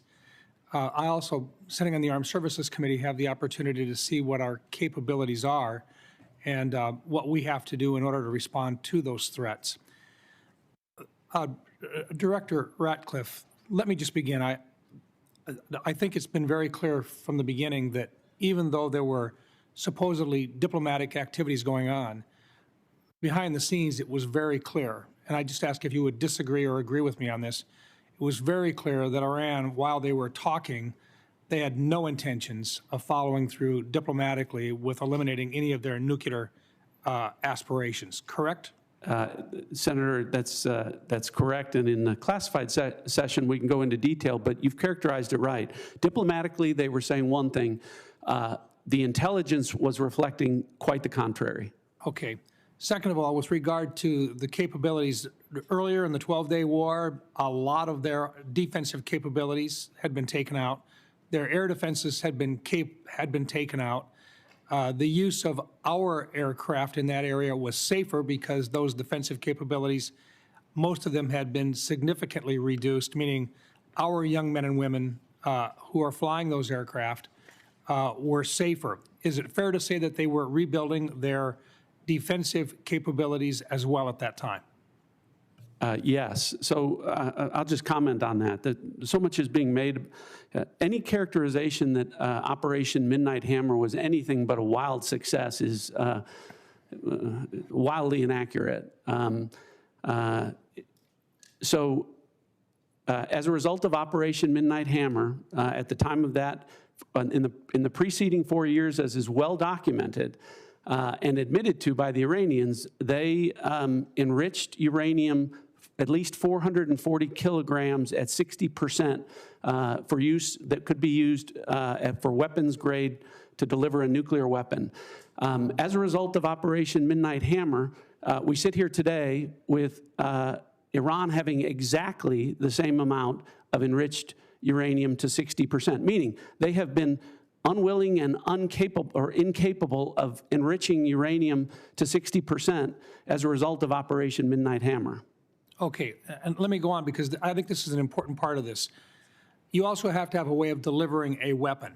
It's fair to say that they have short-term and intermediate range ballistic missile availability today. Were they building additional short-range and mid-range ballistic missiles? Yes. Were they continuing to develop them? Continuing to develop them and at rates that were alarming. And what about our ability to respond to those? We have very good defensive capabilities, but it takes time for us to build our defensive capabilities. Were they building their offensive capabilities while they were negotiating with us at a faster rate than we could build defensive capabilities? Yes. Were they continuing to work at and deliver additional resources to terrorist organizations that were affiliated with them in the region? Yes. So in other words, while they were supposedly diplomatically working with us during that entire time, they were continuing with regard to their nuclear intentions. They were building additional missile systems to deliver or conventional weapon systems to threaten their neighbors. Their defensive capabilities were going to be increased, making our young men and women at risk when at some point in the future we would have to basically go in and clean the mess up. I think there was an opportunity here, and I think the President made the right choice when he decided at this time that simply for our advantage and for the young men and women that have to go in and do this, that this was a safer time, if there ever is such a thing as a safer time, but the right time for our nation to respond to this threat. Is that an appropriate way of putting it, sir? I agree with that. Thank you. I think the President made the right choice. It is never a good time for a war. But at some point, you've got to look at what your best possibilities are for protecting those young men and women who are in harm's way. Let me move on for just a minute. Director Ratcliffe, let me just ask you this, because there's been a discussion, and we've never been able to talk about this in an unclassified setting, and I recognize it's sensitive, but 60 Minutes there's been a report about Havana syndrome and about individuals who are within the agency and within state departments that have actually had significant illnesses, some attributed, they believe, to outside sources. I don't think we have been able to, in an unclassified setting, at least acknowledge that we take these issues seriously. Is there anything you can share in this unclassified setting to assure the people of the State Department and your agency that this is not something which is being ignored? Thanks for the question. I can. I appreciate the opportunity to address that. Yes, we have to be careful about what we can say, and we can go into further detail in the classified session.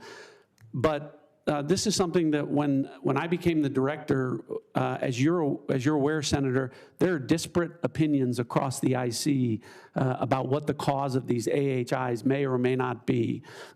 Otherwise known as Havana syndrome. Well, Havana syndrome, yeah, or and the question of whether or not they could be the result of a directed energy weapon from a foreign adversary. So when you, having been the DNI, understanding the role of the DNI is to coordinate across the IC when there are disparate opinions among agencies. Director Gabbard and I had a conversation where she agreed that she would undertake a comprehensive review of that issue across the IC to make sure that it is getting the attention that it deserves. And I know that she has undertaken that and will be able to brief you in further detail in the classified session. Thank you. And one last thought, this is only a comment, but to General Hartman, your time in service has been very, very special. Working with you on the Cyber Security Subcommittee of the Armed Services Committee, I commend you for everything you have done. You are truly a hero, and you have served your country very, very well. Thank you for your service. Thank you, Senator. Thank you, Mr. Chairman. Senator Kelly. Thank you, Mr. Chairman, and thank you for being here today to all of our witnesses. So for more than a decade, the United States has tried to make a pivot to Asia in its national defense strategy in order to confront significant threats from China. For years, administrations of both parties have identified China as the top threat facing our country and worked to build relationships across Asia and deter Chinese aggression. At the same time, we have bolstered our European allies and asked them to contribute more to their defense to deter Russia. Directors Gabbard and Ratcliffe, would you agree that China and Russia are our primary geopolitical rivals? Director Gabbard. Yes, they are our primary strategic competitors. Thank you. Director Ratcliffe? I would agree with that, although I don't think they're equal in terms of the threats that they pose. Thank you. So that brings us to the war with Iran. So this has created one of the largest ever supply shocks to the global oil supply, which has sent gas prices skyrocketing for Americans. But not everybody is losing. Directors Gabbard and Ratcliffe, is it accurate that Russia has gained billions of dollars in additional oil revenue due to price spikes as a result of the war and loosened sanctions? Director Gabbard. That is what has been reported. I'd defer to the Director of Secretary of Treasury and Energy on that front for details. Director Ratcliffe. Yeah, I'm not an economist, not going to try and do those calculations. But as I talked about earlier, sometimes there are decisions made that will benefit adversaries at the same time policymakers think that it will benefit the American people. It's clear, I think we'd all agree that sanctions were loosened, and that means more money into the coffers of Vladimir Putin. Would you agree that if he has more funding, he is likely to put that to his war effort against Ukraine? Director Gabbard. I would defer to an actual intelligence assessment on what they would believe his intentions are. Director Ratcliffe? Yeah, I wouldn't speculate on that. Wouldn't speculate? Okay. Okay. And is it accurate that China is continuing to receive preferential oil flows from Iran despite the conflict as Iran allows its own tankers to transit the strait? Director Gabbard?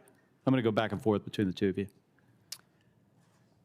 There has been some reporting of China, India, and other countries being able to move their tankers through the strait. However, it is unclear the volume or the measure of that. Okay, so it sounds like it's accurate. Thank you. I'm going to move on. Director Gabbard, you tweeted yesterday that President Trump concluded there was an imminent threat and made a decision to attack Iran after carefully reviewing all of the information before him. I think the country deserves to know what the information was. I'm going to ask a series of questions and just want a yes or no. We don't need any explanation, just yes or no, starting with, were you asked, I'm not asking if you did brief this, were you asked to brief on whether Iran would close the Strait of Hormuz? I'm not going to comment on what the president did or didn't ask me on any topic. I'm not asking if you briefed it. I'm just asking if there was a request I understand by the White that. House. Director Ratcliffe, were you asked to brief on whether Iran would close the Strait of Hormuz? The briefings to the president and the White House typically don't come at the request of the White House. So typically when we get intelligence that we want the president to be aware of, the intelligence community brings that to the president. Did you produce the analysis for the Straits of Hormuz? There has been and continues to be analysis with respect to that. Were you asked to brief on how our adversaries and allies would respond to the war in Iran? I imagine I'll get the same answer. So it's just to point out here, it's challenging to forget about actually what was in the brief for a second. We're having a hard time finding out not only if you briefed the president on something, but even if the White House asked if they could be briefed on something or if analysis was produced. So I just want to point out here, this is about 6 days. Can I comment on Yes. that? Yes. I go back to the point. It's the same approach that we took to the prior operations, which to your credit, Senator, you have praised the intelligence and military communities in Operation Midnight Hammer and Operation Absolute Resolve. It's the same approach and the same professionals in terms of how they approached this particular operation. We're trying to figure out if the president knew what the downside was of the Strait of Hormuz being closed. And I'm having a hard time finding out whether the White House asked or whether there was a brief, whether the president knew. Did he know this was going to happen, or did he just disregard it? And I just want to point out something that was released about 6 days ago. This is a fundraising email from the president of the United States. And in this email here, where there's multiple links to donate money, it says, as a national security briefing member, you'll receive my private national security briefings. Director Gabbard or Director Ratcliffe, do you think the public should be able to, supporters of the president should be able to pay and receive his private national security briefings? I assume these are briefings, Director Ratcliffe, that you provide to the president that is now going to be provided to somebody who makes a regardless donation. of what that I don't know what that document is, but regardless of what it says, it didn't happen. Oh, no, this is new. But what I'm telling you is that the Hatch Act would prevent me from an apolitical role from engaging in that. I'm not aware that anything like that happened. Yeah, this says unfiltered updates. So, Director Gabbard, do you have any comment on whether unfiltered updates of private national security briefings should be made to individuals that donate to the president? I'm not familiar with that document, and It's been made very public 6 days ago. We'll get you a copy here because I agree with you, Director Ratcliffe, that the Hatch Act should prohibit this type of conduct. Thank you. Senator Langford joins us from what I gather is a very exciting confirmation hearing for Senator Mullen. It is, actually. For all of you, thank you. Thank you for the time that you give to the country to be able to serve, for your families and the sacrifice that you make to be able to do this, and all the professionals that work around you. Please pass on our gratitude to them because they work incredibly hard and difficult tasks in this. I want to talk about something that's a little closer to home on this. A lot of Oklahomans that I talk to, and quite frankly, folks even outside the state on it, when they think about threats, as strange as this may sound to those of us that deal with missiles and ballistics, they think about the threat to their family and to their income and to who they are. And a lot of it is international scammers that are now reaching into the United States to be able to gather data or to be able to steal money from them. AI has accelerated this dramatically, and I know the Worldwide Threats has mentioned this and some of the challenges that we face on it. But the challenge is getting bigger. FBI had noted that in 2024, it was almost $17 billion that was assumed lost to scammers, a lot of those internationals. Some estimates are as high as $50 billion on it. AI continues to be able to accelerate the capabilities on it.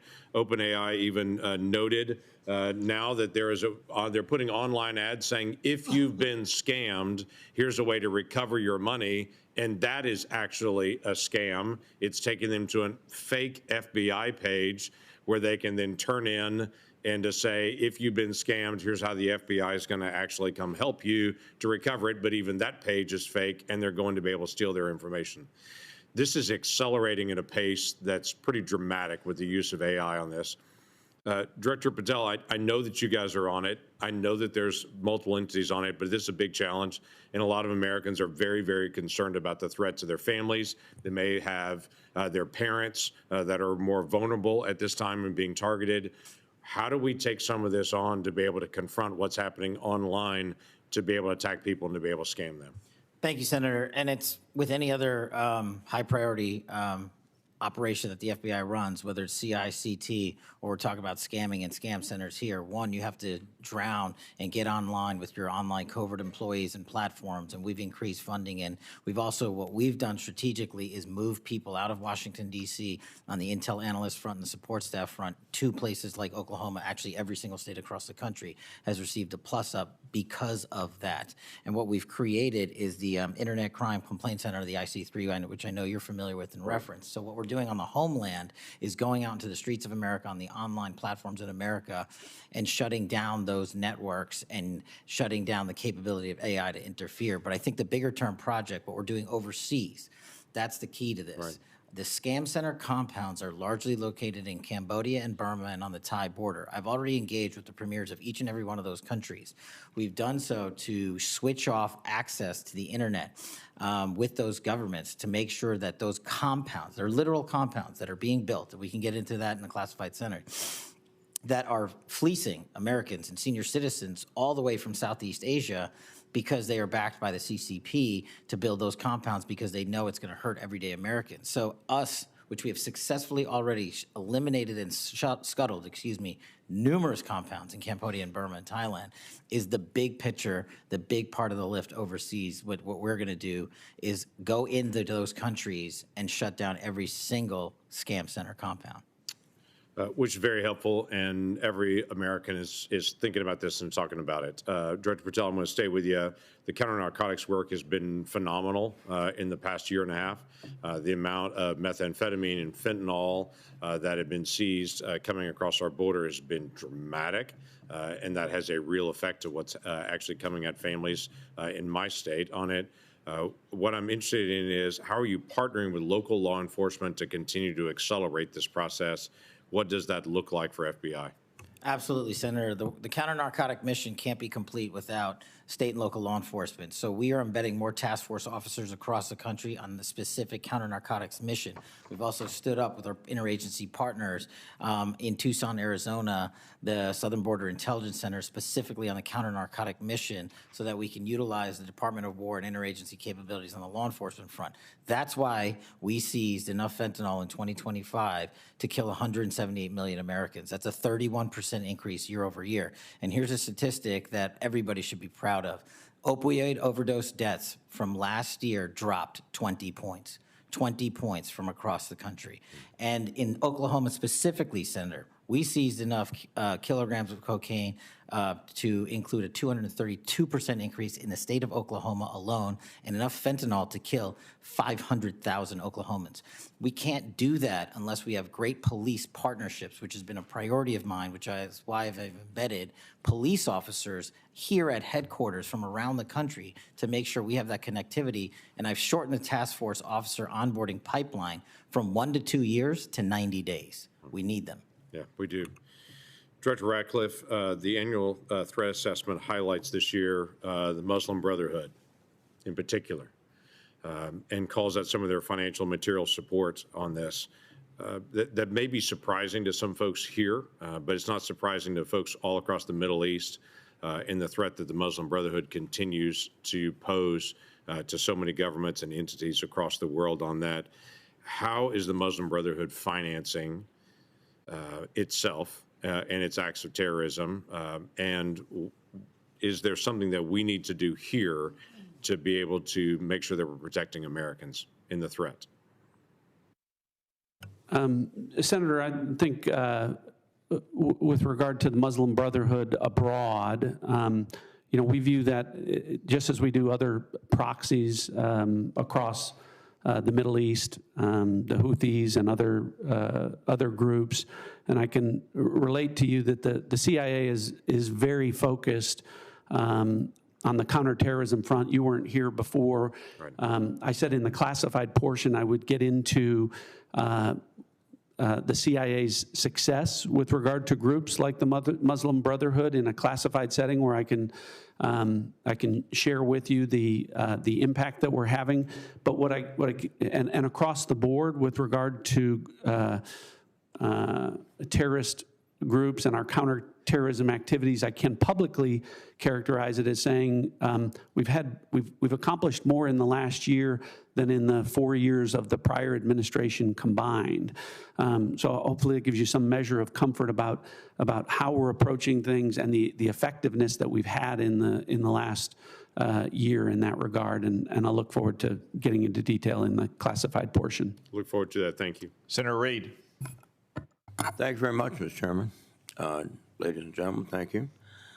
The Washington Post reported earlier this week, in their words, the U.S. intelligence assessments say Iran's regime likely will remain in place for now, weakened but more hardline, with the powerful Islamic Revolutionary Guard Corps security forces exerting greater control. Director Gabbard, do you stand by that reported intelligence community assessment? I don't stand by any leaked so-called intelligence to the media. I do stand by the intelligence community's assessment that was included in the annual threat assessment that speaks directly to this issue, that as of this moment, the regime maintains power within Iran, even though they are vastly degraded on almost every front. Do you think that the killing of the Ayatollah and his wife and other family members and key people contributed to the picking of a hardline successor? Senator, the intelligence community's assessment has pointed to a number of different scenarios that went into play with the selection of the successor. The details of that we can discuss in a closed hearing with regard to the intelligence reporting. Is the regime in Iran now trying to promote the deceased Ayatollah as a martyr who should be followed, and does that help them consolidate support? Senator, the Iranians are certainly using that as a call to action. The effects of that from an intelligence standpoint remain to be seen. There is a tradition in Shia, though, to honor martyrs. One of their greatest celebrations is the martyrdom of the grandson of Muhammad. Is that correct? That's right. So we might have played into their cultural biases erroneously. General Adams, what conditions do you assess would need to be present to make the regime collapse or necessitate, unconditional surrender? And can it be done with air power alone? Senator, we have at the Defense Intelligence Agency put together a number of scenarios coordinated across the IC with regards to what we would forecast the future would be. One of the There are 4 specific goals that we've been told to track and analyze with regards to the goals of the U.S. Effort. They've been articulated earlier in the hearing, so I won't hammer on those. But with regards to the collapse of the regime, specific perpetuation, like what would precipitate that, we would like to, I would prefer to talk about that in the classified hearing.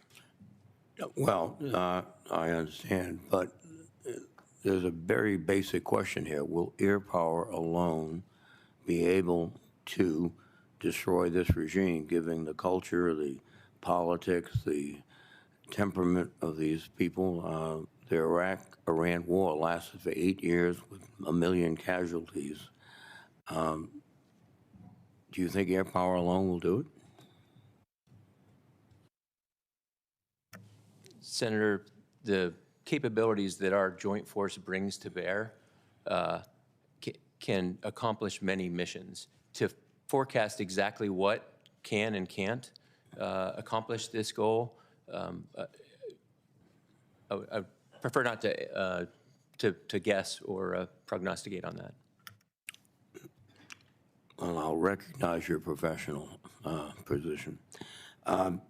U.S. Special Envoy Steve Witkoff recently stated that Russian leaders told Trump on a call that they were not sharing intelligence with Iran.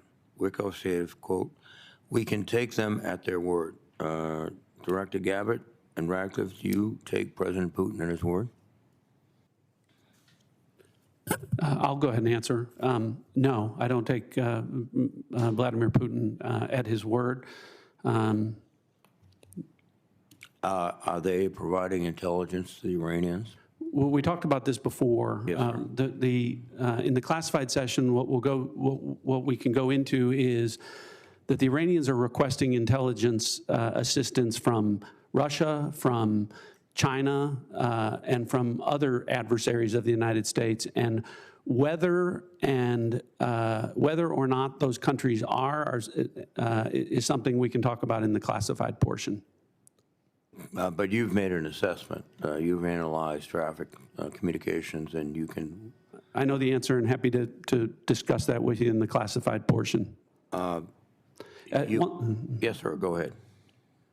Go ahead. Thank you. One of the aspects of this is the collateral effects, particularly in Russia and Ukraine. We're just talking about Russia probably or possibly providing intelligence, maybe interfering or inflicting casualties on our forces. Russia is also benefiting from the lifting of sanctions on their ability to sell oil throughout the world. I heard one estimate of a $20 billion surge in their potential revenues. Ukraine, on the other hand, is facing perhaps a disrupted supply chain of missiles and other equipment because they're being devoted to this operation. So, General Adams, can you just give me your impression of the effect of the battle on Russia and Ukraine at the moment, of this battle? Well, from our collections, the effect of the epic fury on the Russian-Ukrainian battle has been indirect, not direct. We do track very carefully what benefits or, as you alluded to, the collateral effects of what we're doing and how it impacts. There is a lot of, from both the Russians and the Chinese, observations of what we're doing and figuring out what they can learn from that. So I think that's a collateral effect as we expose what the joint force displays on the battlefield.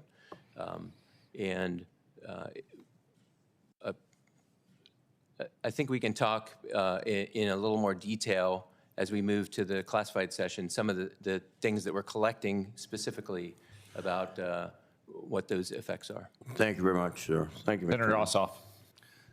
Thank you, Mr. Chairman. Thank you all for being here. And before I ask you a few questions, I want to call everyone's attention again to this fundraising email signed by the President that Senator Kelly mentioned earlier, in which the President of the United States invites his campaign donors to, quote, claim your spot, join now to receive private national security briefings to his political donors, featuring a photo of the president at a dignified transfer ceremony with a flag-draped coffin of an American service member killed in action returning to their family. And the American people need to know that the President of the United States is fundraising for his political campaign and his PAC using images of American service members killed in action, and it's a disgrace. Now, Director Gabbard, I'd like to reground this in your core responsibilities. Under the law, you are responsible for providing national intelligence to the President, correct? Yes. And to the heads of executive branch departments and agencies, yes? Yes. And to the chairman of the Joint Chiefs and senior military commanders? Across the IC, yes. And to the Senate and the House and relevant committees, correct? Yes. And the law states that the national intelligence you provide to Congress, quote, should be timely, objective, and independent of political considerations, correct? Yes. And you noted in your opening statement you're here fulfilling a statutory responsibility and that your testimony, quote, represents the IC's assessment of threats, That's right. correct? That opening statement, as submitted to the committee in advance of this hearing, stated that as a result of last summer's airstrikes, quote, Iran's nuclear enrichment program was obliterated, end quote, correct? That's right. And is that in fact the assessment of the intelligence community? Yes. So the assessment of the intelligence community is that Iran's nuclear enrichment program was obliterated by last summer's airstrikes. Yes.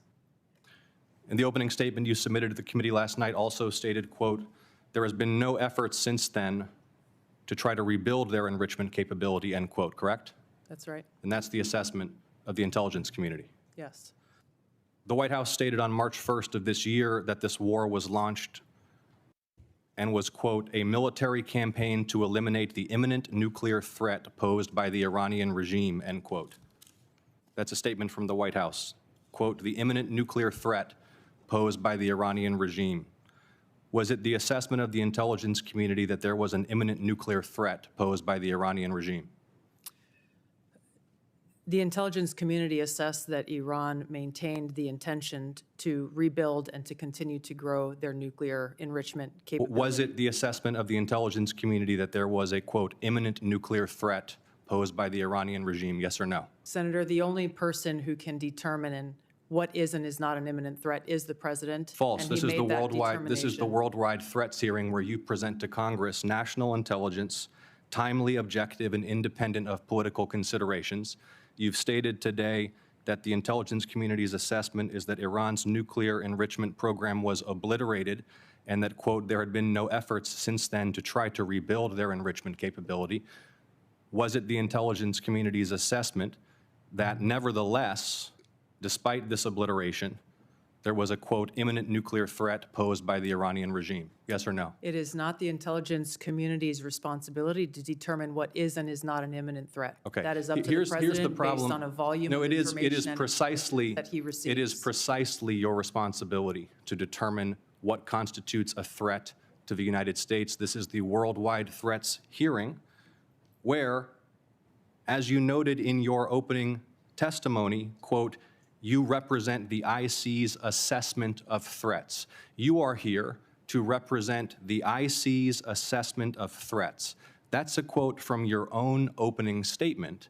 And so my question is, as you're here to present the IC's assessment of threats, was it the assessment of the intelligence community that, as the White House claimed on March 1st, there was a, quote, imminent nuclear threat posed by the Iranian regime? Yes or no? Once again, Senator, the intelligence community has provided the inputs that make up this annual threat assessment. You won't answer the question. It is the nature of the imminent threat that the president has to make that determination based on a collection and volume You're here of to be information and timely. intelligence that he is provided with. You're here to be timely, objective, and independent of political considerations. Exactly what I'm doing. No, you're evading a question because to provide a candid response to the committee would contradict a statement from the White House. Let me ask you about your presence in Fulton County on January 28th of this year. You were present at the FBI's raid on the Fulton County Elections Office on January 28th, correct? I was present for part of the FBI exercising a warrant approved by a municipal judge. Yes, and the FBI was there executing, that warrant to seize ballots and materials associated with the 2020 election, correct? Yes. And are you aware that members of this committee have already opened inquiries into your election-related activities? Yes. And are you aware that your general counsel and deputy general counsel have already provided testimony to this committee regarding those activities? Yes. On February 2nd, you sent a letter to Senator Warner regarding your presence at the raid. Was that letter accurate? I don't recall the exact date, but if I sent a letter that had my signature, it was accurate. You stated in the letter that your presence at the raid was, quote, requested by the president, correct? Yes. When did the president request your presence at the raid? The day of the raid, the warrant execution commencing. The day of the raid? Yes. He called you on the phone? I'm not going to disclose how the message was delivered, but it was a request from the president and his administration to go and help oversee this warrant being executed along with the deputy director of the FBI. Is it your role to oversee? And to thank the FBI agents who were conducting Is it this your warrant. role to oversee the execution of criminal warrants? It is my role, based on statute that Congress has passed, to have oversight over election security, to include counterintelligence. But you said you oversaw the raid, correct? You just testified you oversaw the raid? Portions of it. Okay. Did you handle any ballots or election-related materials? No. You were inside an FBI evidence truck, correct? You were photographed inside an FBI evidence truck. It was an empty truck, yes. The president stated, quote, you looked at votes that wanted to be checked out. The Is that senator's accurate? time is expired. Did you look at votes as the president Senator stated? Ossoff, your time has expired. You respond You can for the have record? her. No, she cannot respond because. No, for the record, will the director please respond for the record to that question is my I'm happy question. to respond to questions for the record. Thank you, Director Gabbard. Thank you. Vice Chairman? I just want to, not going to go back to this issue. I'm sure we'll address in the closed setting, but I am very disappointed. This is the only one time a year the public gets to hear from you guys in this kind of setting. And the fact that we have repeated public reporting, including a major story in the Wall Street Journal today about China and Russia assisting Iran, which seems obvious and evident, and none of you would confirm that publicly, I think doesn't give the American people the full challenges of this war. I would add what I said earlier, that the media is not a classification authority, but certainly sounds like something Russia and China would do, and have done for decades in the past to Americans. To wrap up a little business here before we adjourn the open session, we will reconvene in 30 minutes in our usual location for the closed session. That's at 12:56 promptly. I do want to note for the record that Senator Young cannot join us. He is at Dover Air Force Base for the dignified transfer of remains for one of our fallen heroes, a Hoosier. And I would invite everyone to join Senator Young in praying for the family and friends of that soldier and all the soldiers who have given their life in the defense of our freedom and security. General Hartman, I want to again acknowledge you, given your impending retirement, since this is your last appearance for the committee. I'm sure you hope, and I'm sure that the thing you'll miss most about your long career in uniform is testifying before Congress. I remind members that questions for the record will be due by the close of business on Friday, March 20, and the audience will remain seated for a moment so that our witnesses and members may exit and proceed promptly to the closed session. This open session is adjourned.